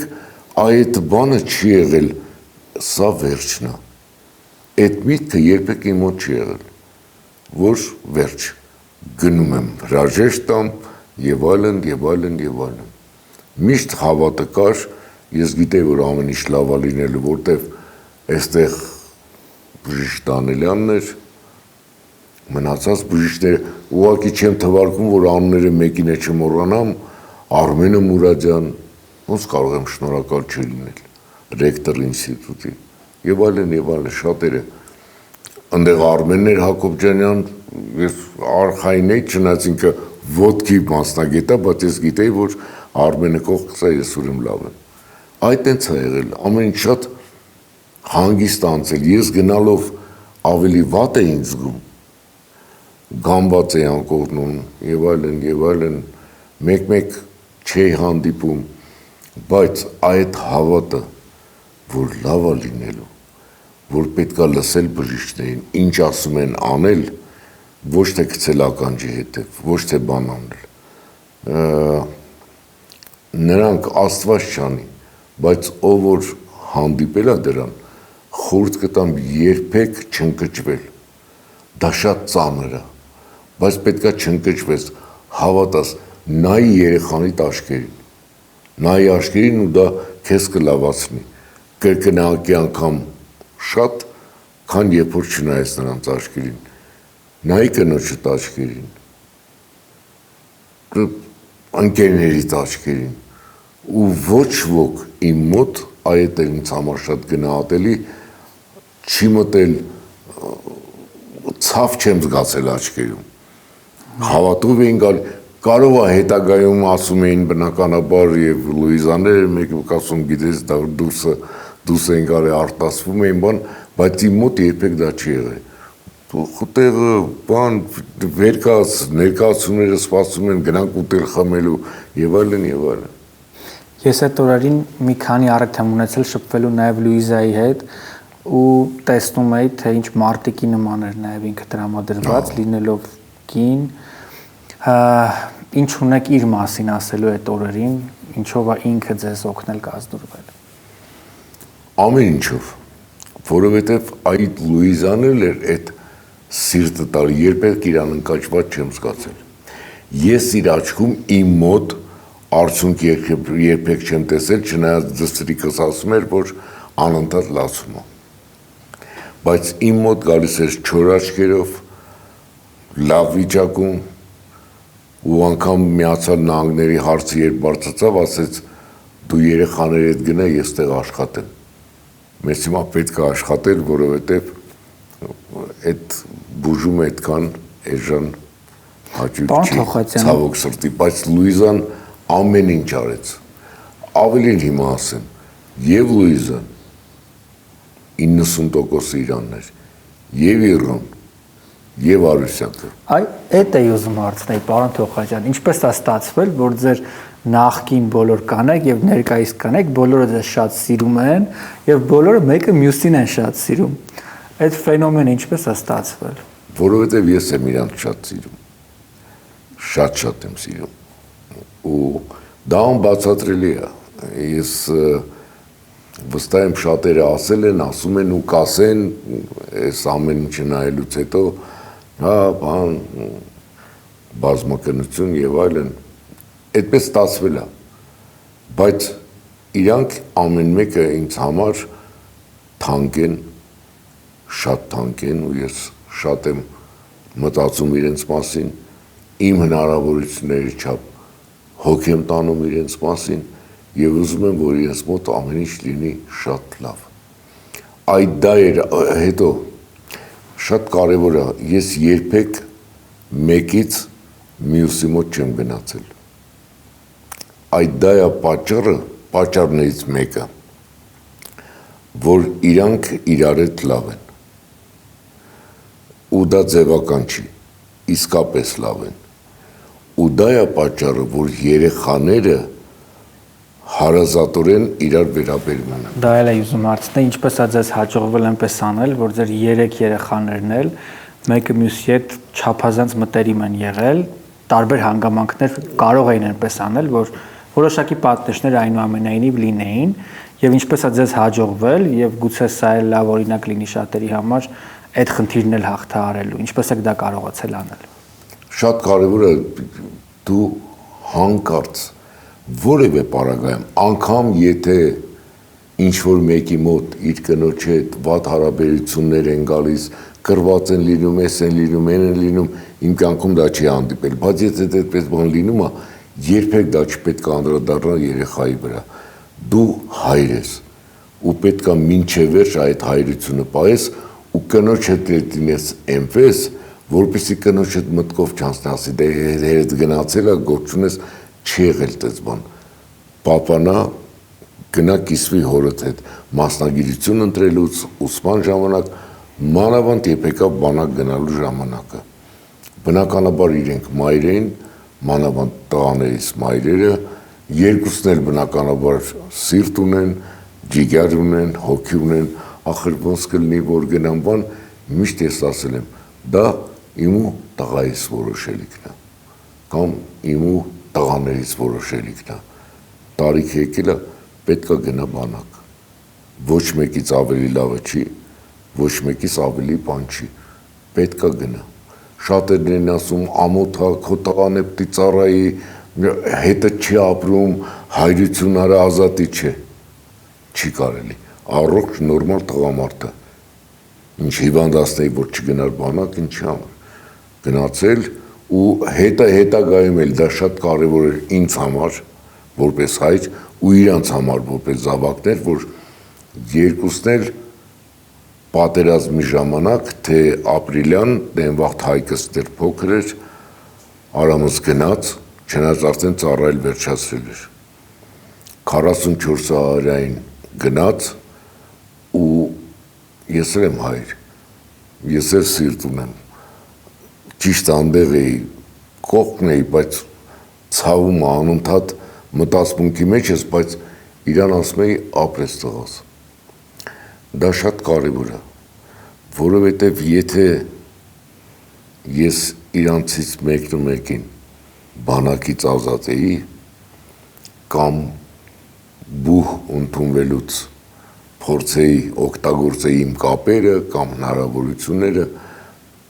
ես իրանք չի ունենա բարձրանալ բեմ ու խաղալ են ինչ որ ես խաղում եմ։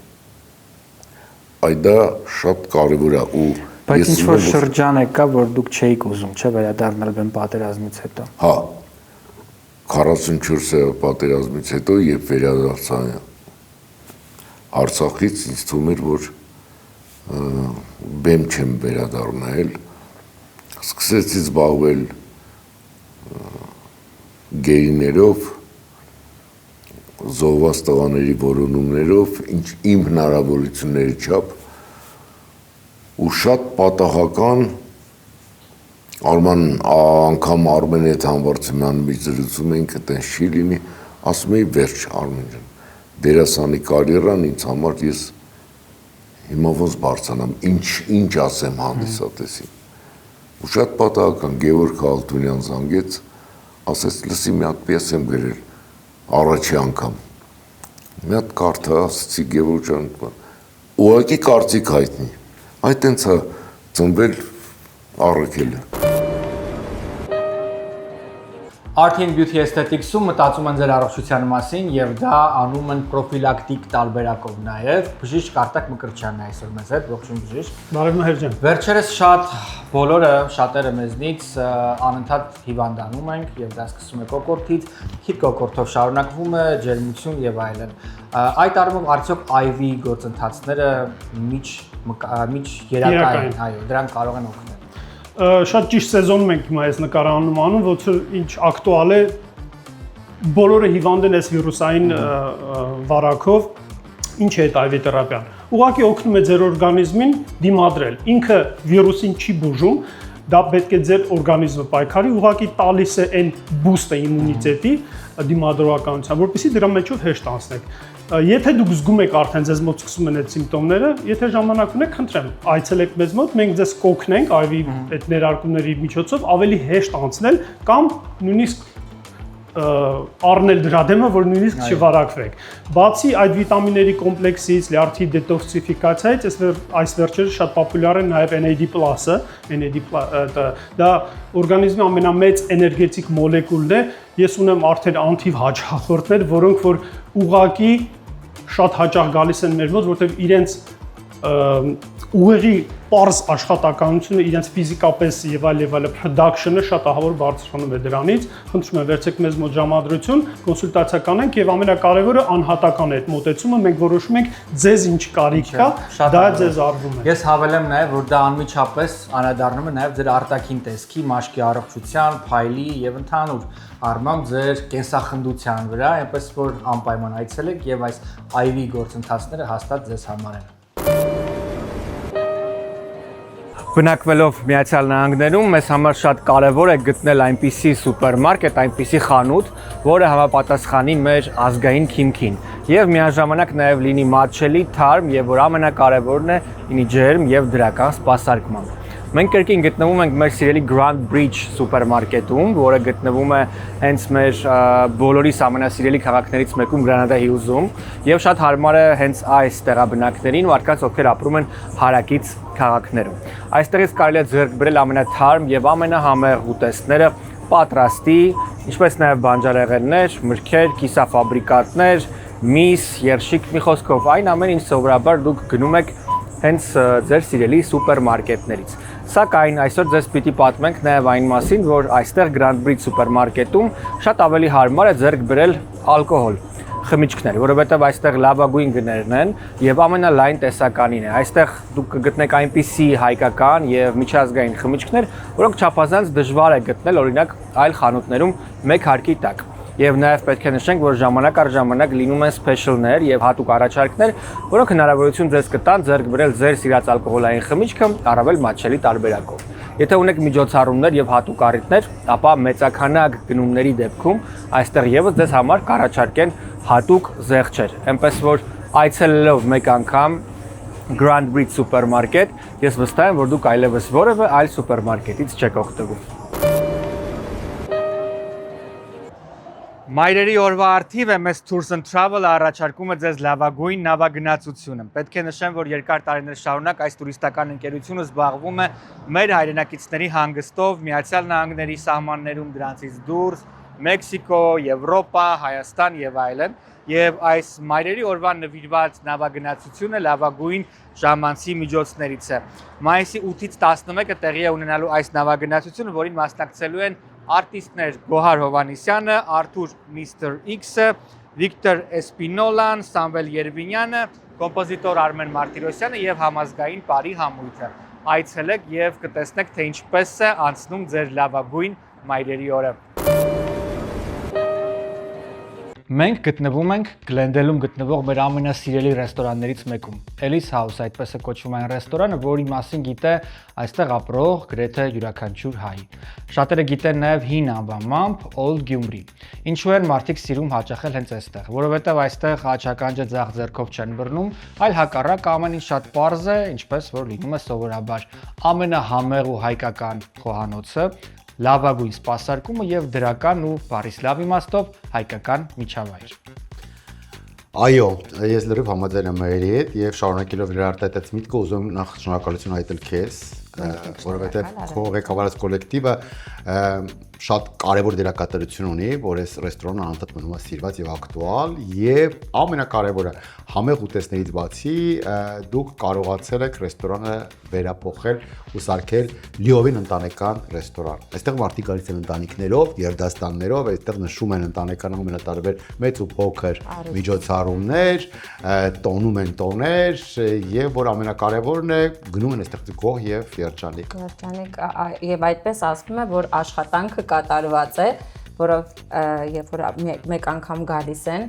երբ որ գալիս են երկրորդ, երրորդ անգամ դու արդեն ուրախ ես, որովհետև աշխատանքդ կատարել ես շատ լավ։ Այո, մեզ մոտ ամեն ինչ պատրաստվում է թարմ տեղում եւ մեծ աշխատանք է տարվել, որպեսզի դառնա ընտանեկան ռեստորան։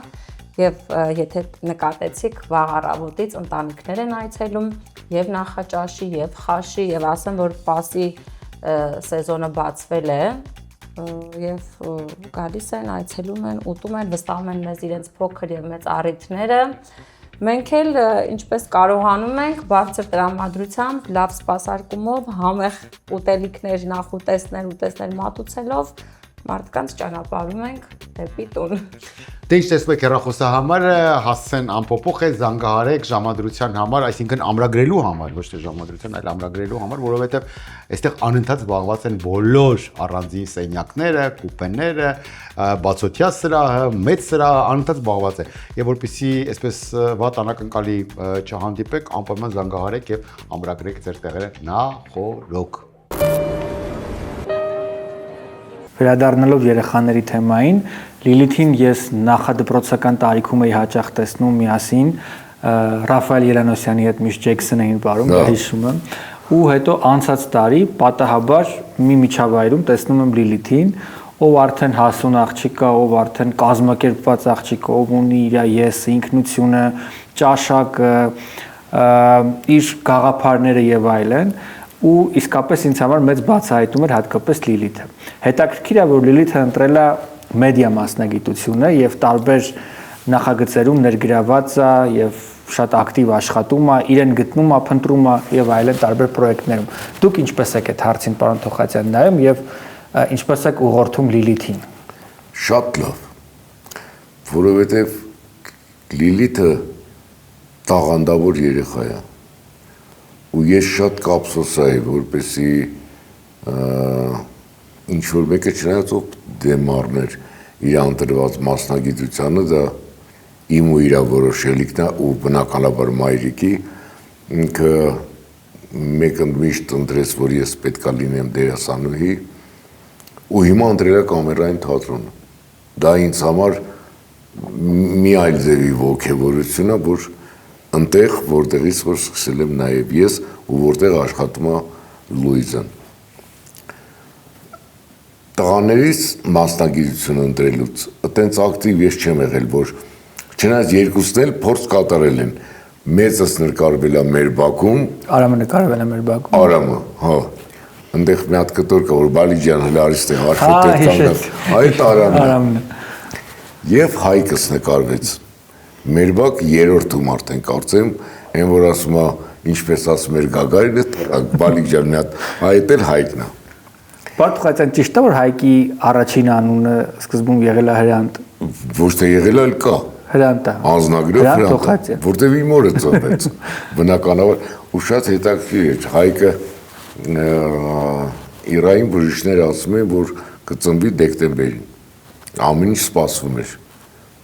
Բայց եկավ հասավ արդեն դեկտեմբերը համարը վերջանում էր, ասում են կիր, ասես չէ, այսքան համբերել եմ, ես քո ծննդյան օրն եմ այդ երեխուն ծննդաբերելու, ու բժիշկ ասում է դա անհնար է, բայց արի ու տես որ արեց, ասեց ու արեց, ամենամեծ նվերն է իմ կյանքի ծննդին այդ Հայկսը։ Ինչի Հայկ, որովհետև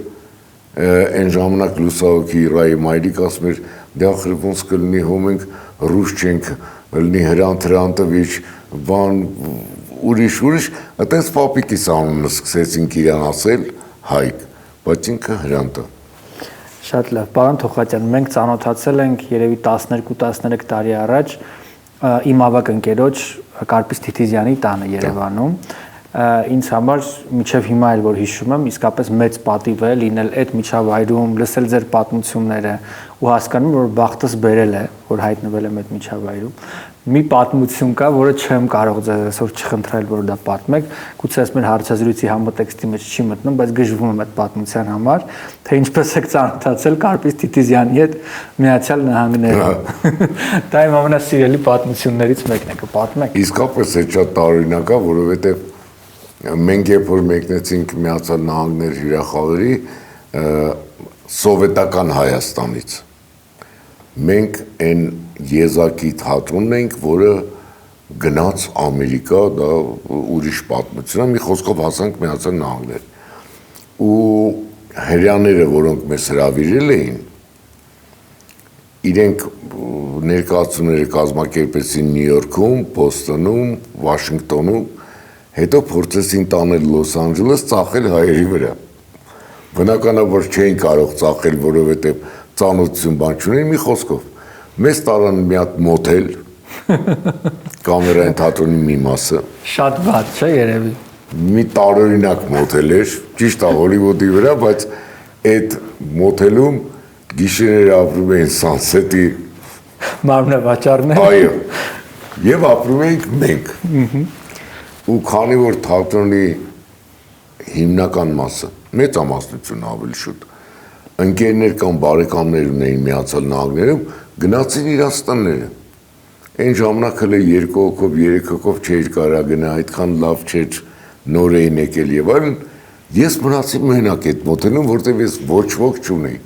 10 ընկեր ունեի, մի հատ 75 թվին, որ ավարտել էին, գնացել էին, բայց դա Նյու Յորքում էր ապրում։ Մի խոսքով այդ մոթելում, այդ մոթելի տնօրենը արդեն թարս էր վրաս նայում, չինացի էր, որովհետև ոչ փող կար, ոչ բան կար, այդ հրեաները թռան, մեր տոմսերը 12-15 օր հետո էր, դեպի տուն։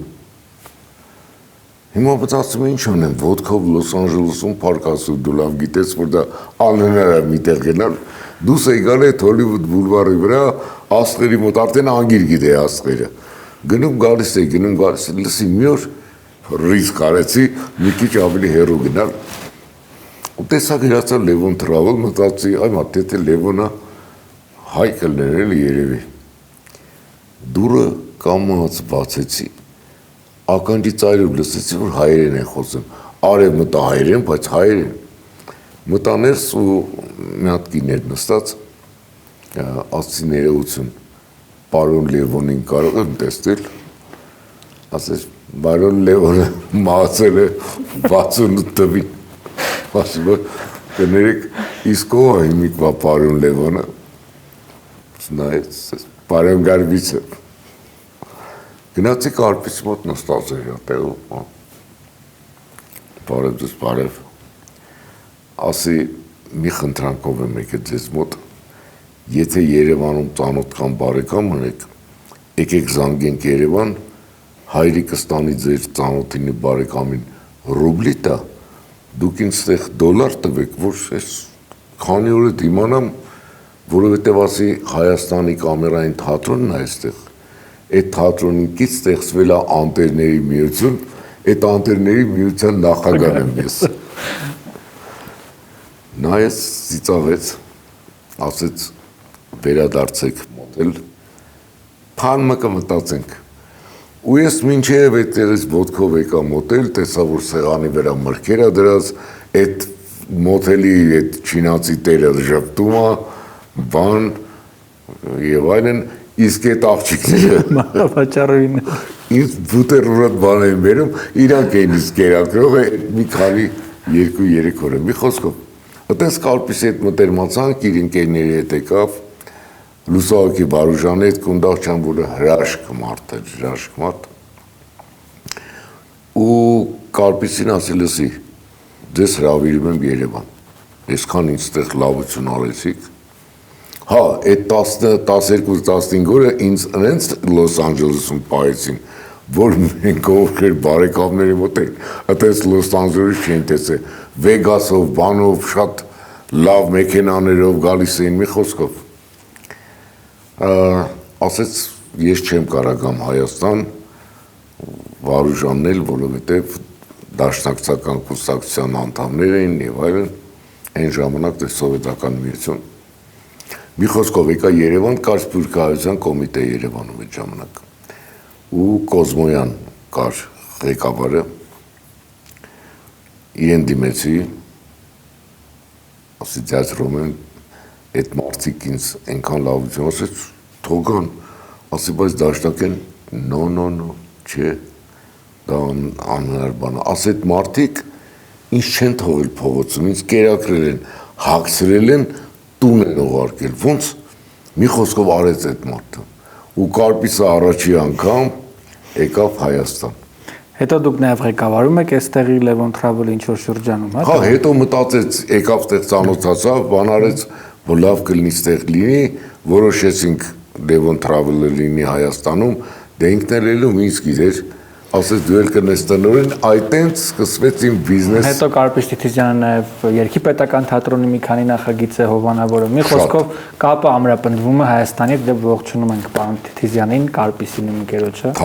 Կարպիս Թիթիզյանը այնքան ամագ ունի եւ անհատ կատարողների վրա եւ կոլեկտիվների վրա, որովհետեւ չէր զլանում դպրոցների վրա իր եղբոր հետ։ Դպրոցների նահակին օգնեցին։ Մի խոսքով Կարպիսը։ Պարոն Թոխատյան, այդ երեկոները, որ սովորաբար անցկացնում էինք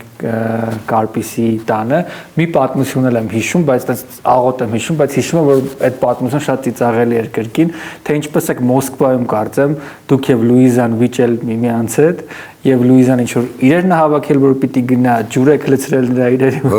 Այդ պատմությունն էլ շատ կցանկանայի, որ պատմեք։ Մենք ընդհանրապես համարյա չենք վիճում։ Չեմ էլ վիճել նախկինում։ Բայց այդ օրը ես չեմ հիշում ինչն էր պատճառը, որ վիճել։ Ասի մի խոսքով դու գնա Երևան։ Թող իմ նկարանումներին մի նկարանման էի ես։ Ինքն էլ կամերային թատրոնը Սոչիում էր, հյուրախաղերի։ Ինքն էլ եկավ Մոսկվայի մոտ, որ հետո գնա Սոչի։ Ասի մի օր շուտ հավաքի իրերդ ու գնա քո կոլեկտիվի մոտ։ Ու քանի որ ինքը սկսեց իր սենց դասավորել դենքը բանա չէ, մի քիչ զգեստների հանդեպ բերեցի թեյնիկով ջուրը լցրեցի, ճամփրուկի մեջ, սիրուն, փակեցի ու պատմանը սկսեցի։ Դեպի ու այդպես Լուիզան չի գնում Երևան։ Բնականաբար։ Անցած աշտանը պարոն Թոխատյան մի առիթ եղավ ընդամենը մի ժամով 40 րոպեով ձեր հետ մի սրճարանում նստել Կասկադում ու այդ սրճարանից պիտի քայլեինք դեպի կոնսերվատորիա, դեպի ձեր մեքենան, պիտի իջացնեիք ինձ որևէ տեղ։ Այդ ընթացքում ես հասկացա, թե ինչ է նշանակում համահայկական սեր ու առհասարակ ինչ է նշանակում, երբ մարդուն սիրում են։ Մենք շատ դժվարությամբ հասանք ձեր մեքենան, որովհետև ամեն վայրկյան ձեզ կանգնացնում էին, ամեն վայրկյան ձեր հետ լուսանկարվում էին, հայտնի լինելը լավ բան է։ Մենք բոլորս զբաղվում ենք հանրային աշխատանքով եւ կան մարդիկ, ովքեր մեզ սիրում են, կան մարդիկ, ովքեր մեզ չեն սիրում, ճանաչում են կամ չեն ճանաչում։ Բայց այդ մասշտաբի սերը եւ այդ ծավալի ջերմությունը, որ գալիս է դեպի ձեզ, դա իսկապես մեծ օրինակ է։ Ինչ եք դուք զգում, երբ հասկանում եք, որ բոլորը ձեզ սիրում են, պարոն Թոխացյան։ Դե բոլորը մի քիչ դժվար ասել, բայց երևի այդ սերն էլ էր այն արդյունքը, որ ինձ լավացրեց։ Այ իմ քաղաքի, իմ հանրապետության եւ ոչ միայն Հայաստանում, Հայաստանից դուրս էլ, բայց մանավանդ այստեղ այդ սերն է, որ գիտես հաճախ չեն սիրում նրա համար, որ չգիտես ինչու կապում են այս ինչ կամ այն ինչ իշխանության հետ։ Այդ դրանով արտահայտվում է իրանց չսիրելը։ Ինքը կոնկրետ անձիդ բան չունի կպնելու, որտեղ ես բանը չեմ անում, իմը բեմն է, ուրիշ ոչ մի բան, ոչ բիզնես եմ մտել, ոչ ես եմ արել, ոչ են բեմի վրա եմ ու բաց եմ բեմի վրա։ Ու այն ներկայացումները, որոնք անում եմ, նաև իրենց մեծամասնության հուզմունքն է։ Միասին ենք խորում։ Եթե համաձայնել չեն, իրանք ունեն հնարավորություն բեմում դրա մասին ասել։ Իսկ փողոցում դա արտահայտվում է այդ մարդկանց սիրո մեջ, ու ես ոչ թե գնահատում եմ, ես փայփայում եմ այդ սերը։ Օրինակ իմ ծանոթներից շատերը սրճարան գնալուց կամ որևէտեղ գնալուց փորձում են մտնեն մի ինչ-որ փակ տեղ, որտեղ չտեսնեն, մոտենում են, բաներ անում։ Ես տես բաներ չունեմ։ Ես բաց եմ մարդկանց համար, փողոցում եմ հանգիստ բան գալիս, սրճարանում եմ նստում, երբեք որ ուզում են նկարանվեն, չեմ ասում, որ հոգնած եմ կներեք եւ այլն, տեսքս են չի, տես բաներ չկա։ Ես շատ հանգիստ եմ, դամար իմ քաղաքում ես հանգիստ եմ, իմն է, որովհետեւ այս քաղաքը իմն է, ես էլ այս քաղաքին եմ, հանրապետությունս գժիպես եմ սիրում, այն տեղերը, որտեղ հանդիպում եմ իմ հայրենակիցներին, որտեղ որ հասել է ներկայացումները կամ մանավանդ մեր այբենարանը, իմ ամենաթանկ պրոյեկտը, ու երբ որ հանդիպում եմ այն ժամանակ երեխա հիմա մեծացել են, տեսնում ես 20 տարեկան, 21 տարեկան, մոտենում շնորհակալություն ասում, որ հայերեն խոսացել են, դա դրանից մեծ երջանկություն չկա աշխարհի սերեսին։ Ու դրա համար ես իմ քաղաքը, գիտես, միշտ էլ ասել եմ, իշխանությունները իրանք եկովի գնացող են, այսօր կան վաղը չկան։ Այս քաղաքը հազարամյակներ կա,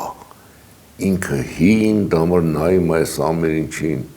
մեկ քմծիծաղ է տալիս, մեկ տխրում եմ մեր վարքից, բայց քաղաքի բնակիչները մնում են։ Ու իշխանավորը ինքը պետք է այնքան ֆայմ ունենա, որ այս պերիոդում, որ ինքն է սիրի այս երկիրը, մեր որևէ իշխանավոր 4 հատից էլ որևէ մեկը մինչև էր նորմալ չի սիրի այս երկիրը։ Ոչ առաջինը, ոչ երկրորդը, ոչ երրորդը, ոչ էլ սա։ Պարոն Թոխացյան, դուք անկաշկանդ ու սրտացավորեն հայտնում եք ձեր կարծիքը, տեսակետը իշխանությունների մասին, գիտակցելով ու հասկանալով, որ դա որոշակիորեն խանգարում է նաև ձեր հիմնական մասնագիտությանը, որովհետև այնուամենայնիվ կան մարդիկ, ովքեր կուրացել են, ովքեր այսպես թե այսպես են նայում այս հարցին եւ երբ չի համընկնում ձեր կարծիքը, կարող են օրինակ չգալ ձեր ներկայացմանը, բոյկոտել սոցկայքերում, հիմա այդ ցեխը շատ է։ Ձեր համար կարևոր է ճշմարտություն ասելը եւ կցանկանայի լսել նաեւ ձեր կարծիքը օրեր առաջ մամուլում հայտնված այն լուրի մասին, պաշտոնական լուրի մասին, որ երկրի վարչապետը եւ նրա կինը ամուսնալուծվեցին։ Ինչ եք դուք կարծում եք մասին։ Երկու հարցեր, եթե վերջինից գամ, եթե չեմ սխալվում, իրանք ամուսնացած չեն եղել, այտենց օֆիցիալ։ Իսկ հիմա որ բաժանվում են, սենսն հենց բաժանվելը լավ չի։ Ըստ իս։ Եթե դա ձևական չի, թատրոն չի, մասսայական դրա մասին հայտարարվում է, իմաստը չեմ տեսնում, ինչ անպայման դրա մասին պատմեն կիսվեն եւ այլն, մանավանդ այս շրջանում, երբ Արցախի հետ վիճակում է, արցախցիները այս վիճակում են, երբ ընտրություններ է գալիս, իմասախարը, չգիտեմ, Աստված թող բարիշեն նորմալ ապրեն, իմ ցանկությունն է, թող իրար հետ լինեն, ես բան չունեմ ասելու, երբեք որևէ մեկի կողմը այդ առումով չեմ բռնում, որովհետև լավ չի, որ բաժանվում են, մանավանդ երեխաներն են, եթե հայրություն նորմալ կանի վարչապետը իր երեխաներին, հնարավոր է իրար հասկացած չլինեն, ես դա էլ իրանց ներքին կյանքն է, որևէ մեկի իր քիթը մտցնելու իրավունքը չունի, արգելված է, իրանք գիտեն, եթե հասել է նրան, որ որոշել են առանձին ապրեն, իրանց որոշելիքն է, բայց երեխաները չպետք է տուժեն դրանից, մանավանդ 4 երեխա ահագին է, դա ինչ վերաբերում է այդ հարցին ու առանձնապես ինձ դա ինձ ինչ վերաբերում է մյուս մասին, ավելի լավ է հաճախ լսում եմ արտահայտություններ իմ գոլեգաներից, ախր մեզ ճիշտ հասկացեք, մենք երկու կողմից էլ հանդիսատես ունենք, եթե մի կողմը բռնենք կամ մի կողմի մասին են ինչ-որ մտածում ենք, դա ասենք, հանդիսատես կորցնենք, այս կանենք, են կանենք, ես դա երբեք չեմ հասկացել, ոնց կարելի է այն ինչ-որ մտածում ես, չասես, ինչա որ մի քանի հոգի բաղը չեն գա ներկայացմանդ կամ կբոյկոտենք ես սոցցանցերում, որ ինձ առանձնապես չի հետաքրքրում։ Միջած իմ սոցցանցերի մի մասը լիլիթ է վարում, որովհետև ես չկամ այդ գործում։ Մի խոսքով, ասա ճիշտը, թե կյանքում, թե բեմում, որպեսզի չլինի ստեղ մի բան ես ասում, ընդեղ երկրորդ բանն ես ասում, իսկ ընկերական շրջապատում երրորդ բանը, դա երբեք չեմ հասկացել ու չեմ ընդունում ես դա։ Մի բան ունես մտածելու, քո գաղափարով, անպայման չի միշտ ճիշտ լինի, դա էլ կա, բայց դու քո կարծիքը պետք է հայտնես։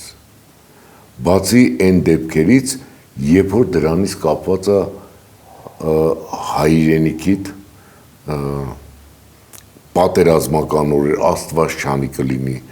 ծանր պանդեմիայի օրեր կլինի, դու իրավունք չունես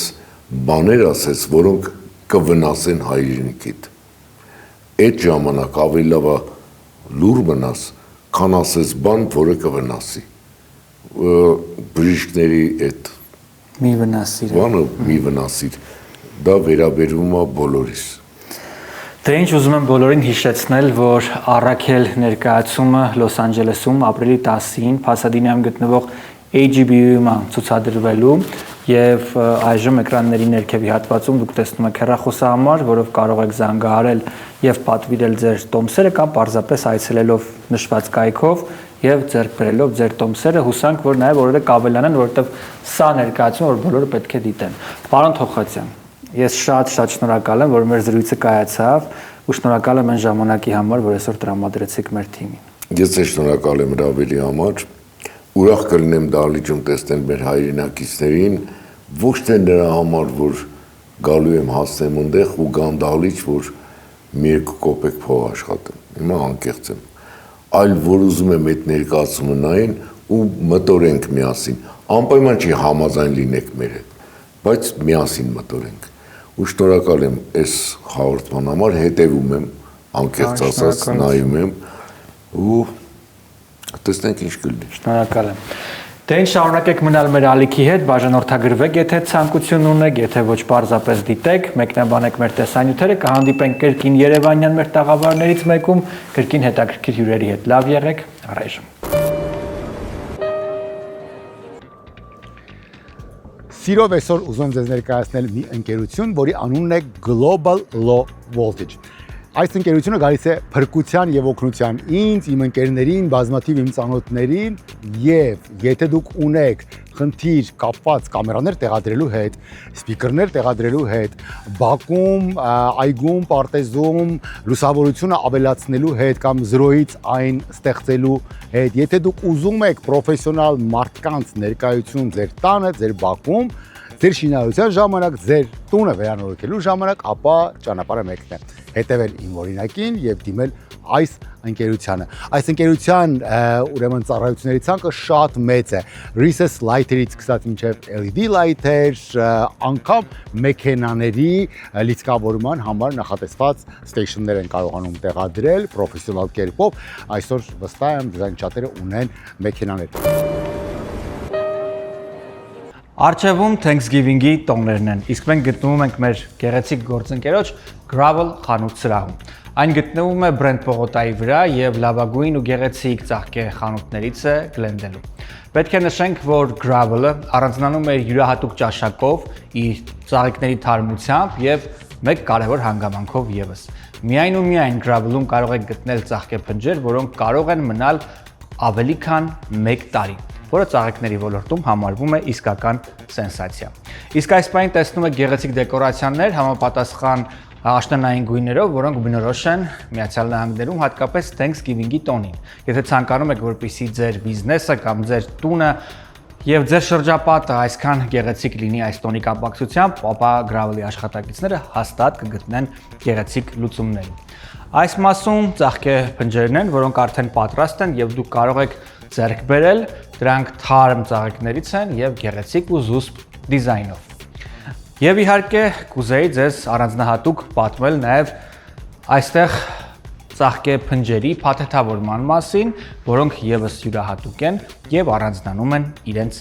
տեսակներով։ Այնպես որ այցելելով Gravel հաստատ կգտնեք ձեր սիրելի կամ ձեզ համար լավագույն տարբերակը։ Մենք այդպես ենք անում։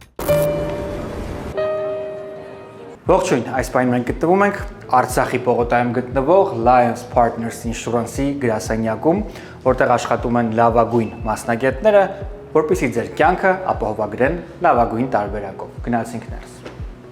Lions Partners Insurance ընկերության մասնագետներն ու փորձագետները շատ կարճ ժամանակահատվածում կգտնեն ձեր կյանքի ապահովագրության լավագույն տարբերակները։ Ինչու ընտրել Lions Partners Insurance ընկերությունը, որովհետև այս կազմակերպությունը չի առաջարկում պարզապես մի ապահովագրական ընկերության ծառայություն, այլ պարզապես հանրախանութ է ապահովագրական ընկերությունների համար։ Ինչպես ընտրել ապահովագրական ընկերություն։ Ես կարծում եմ, որ լավագույն ընտրությունը կարող է լինել մասնագետների եւ աշխատակիցների փորձառությունը եւ տարիների background-ը, տարիների ունեցած իհարկե վստահությունը, եւ որ ամենակարևորն է, կազմակերպությունը պետք է վայելի համայնքի եւ հասարակության բնականաբար իհարկե սերն ու վստահությունը։ Lions Partners Insurance ընկերությունը վստահաբար առաջինն է ոլորտում։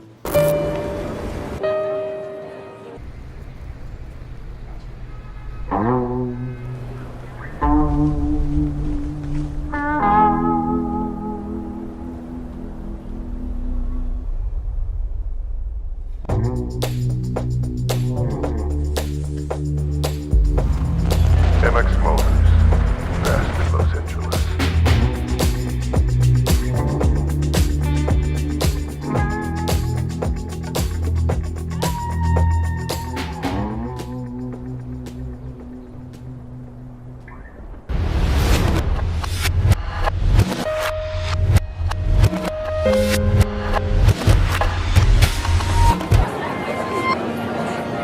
The story you're about to hear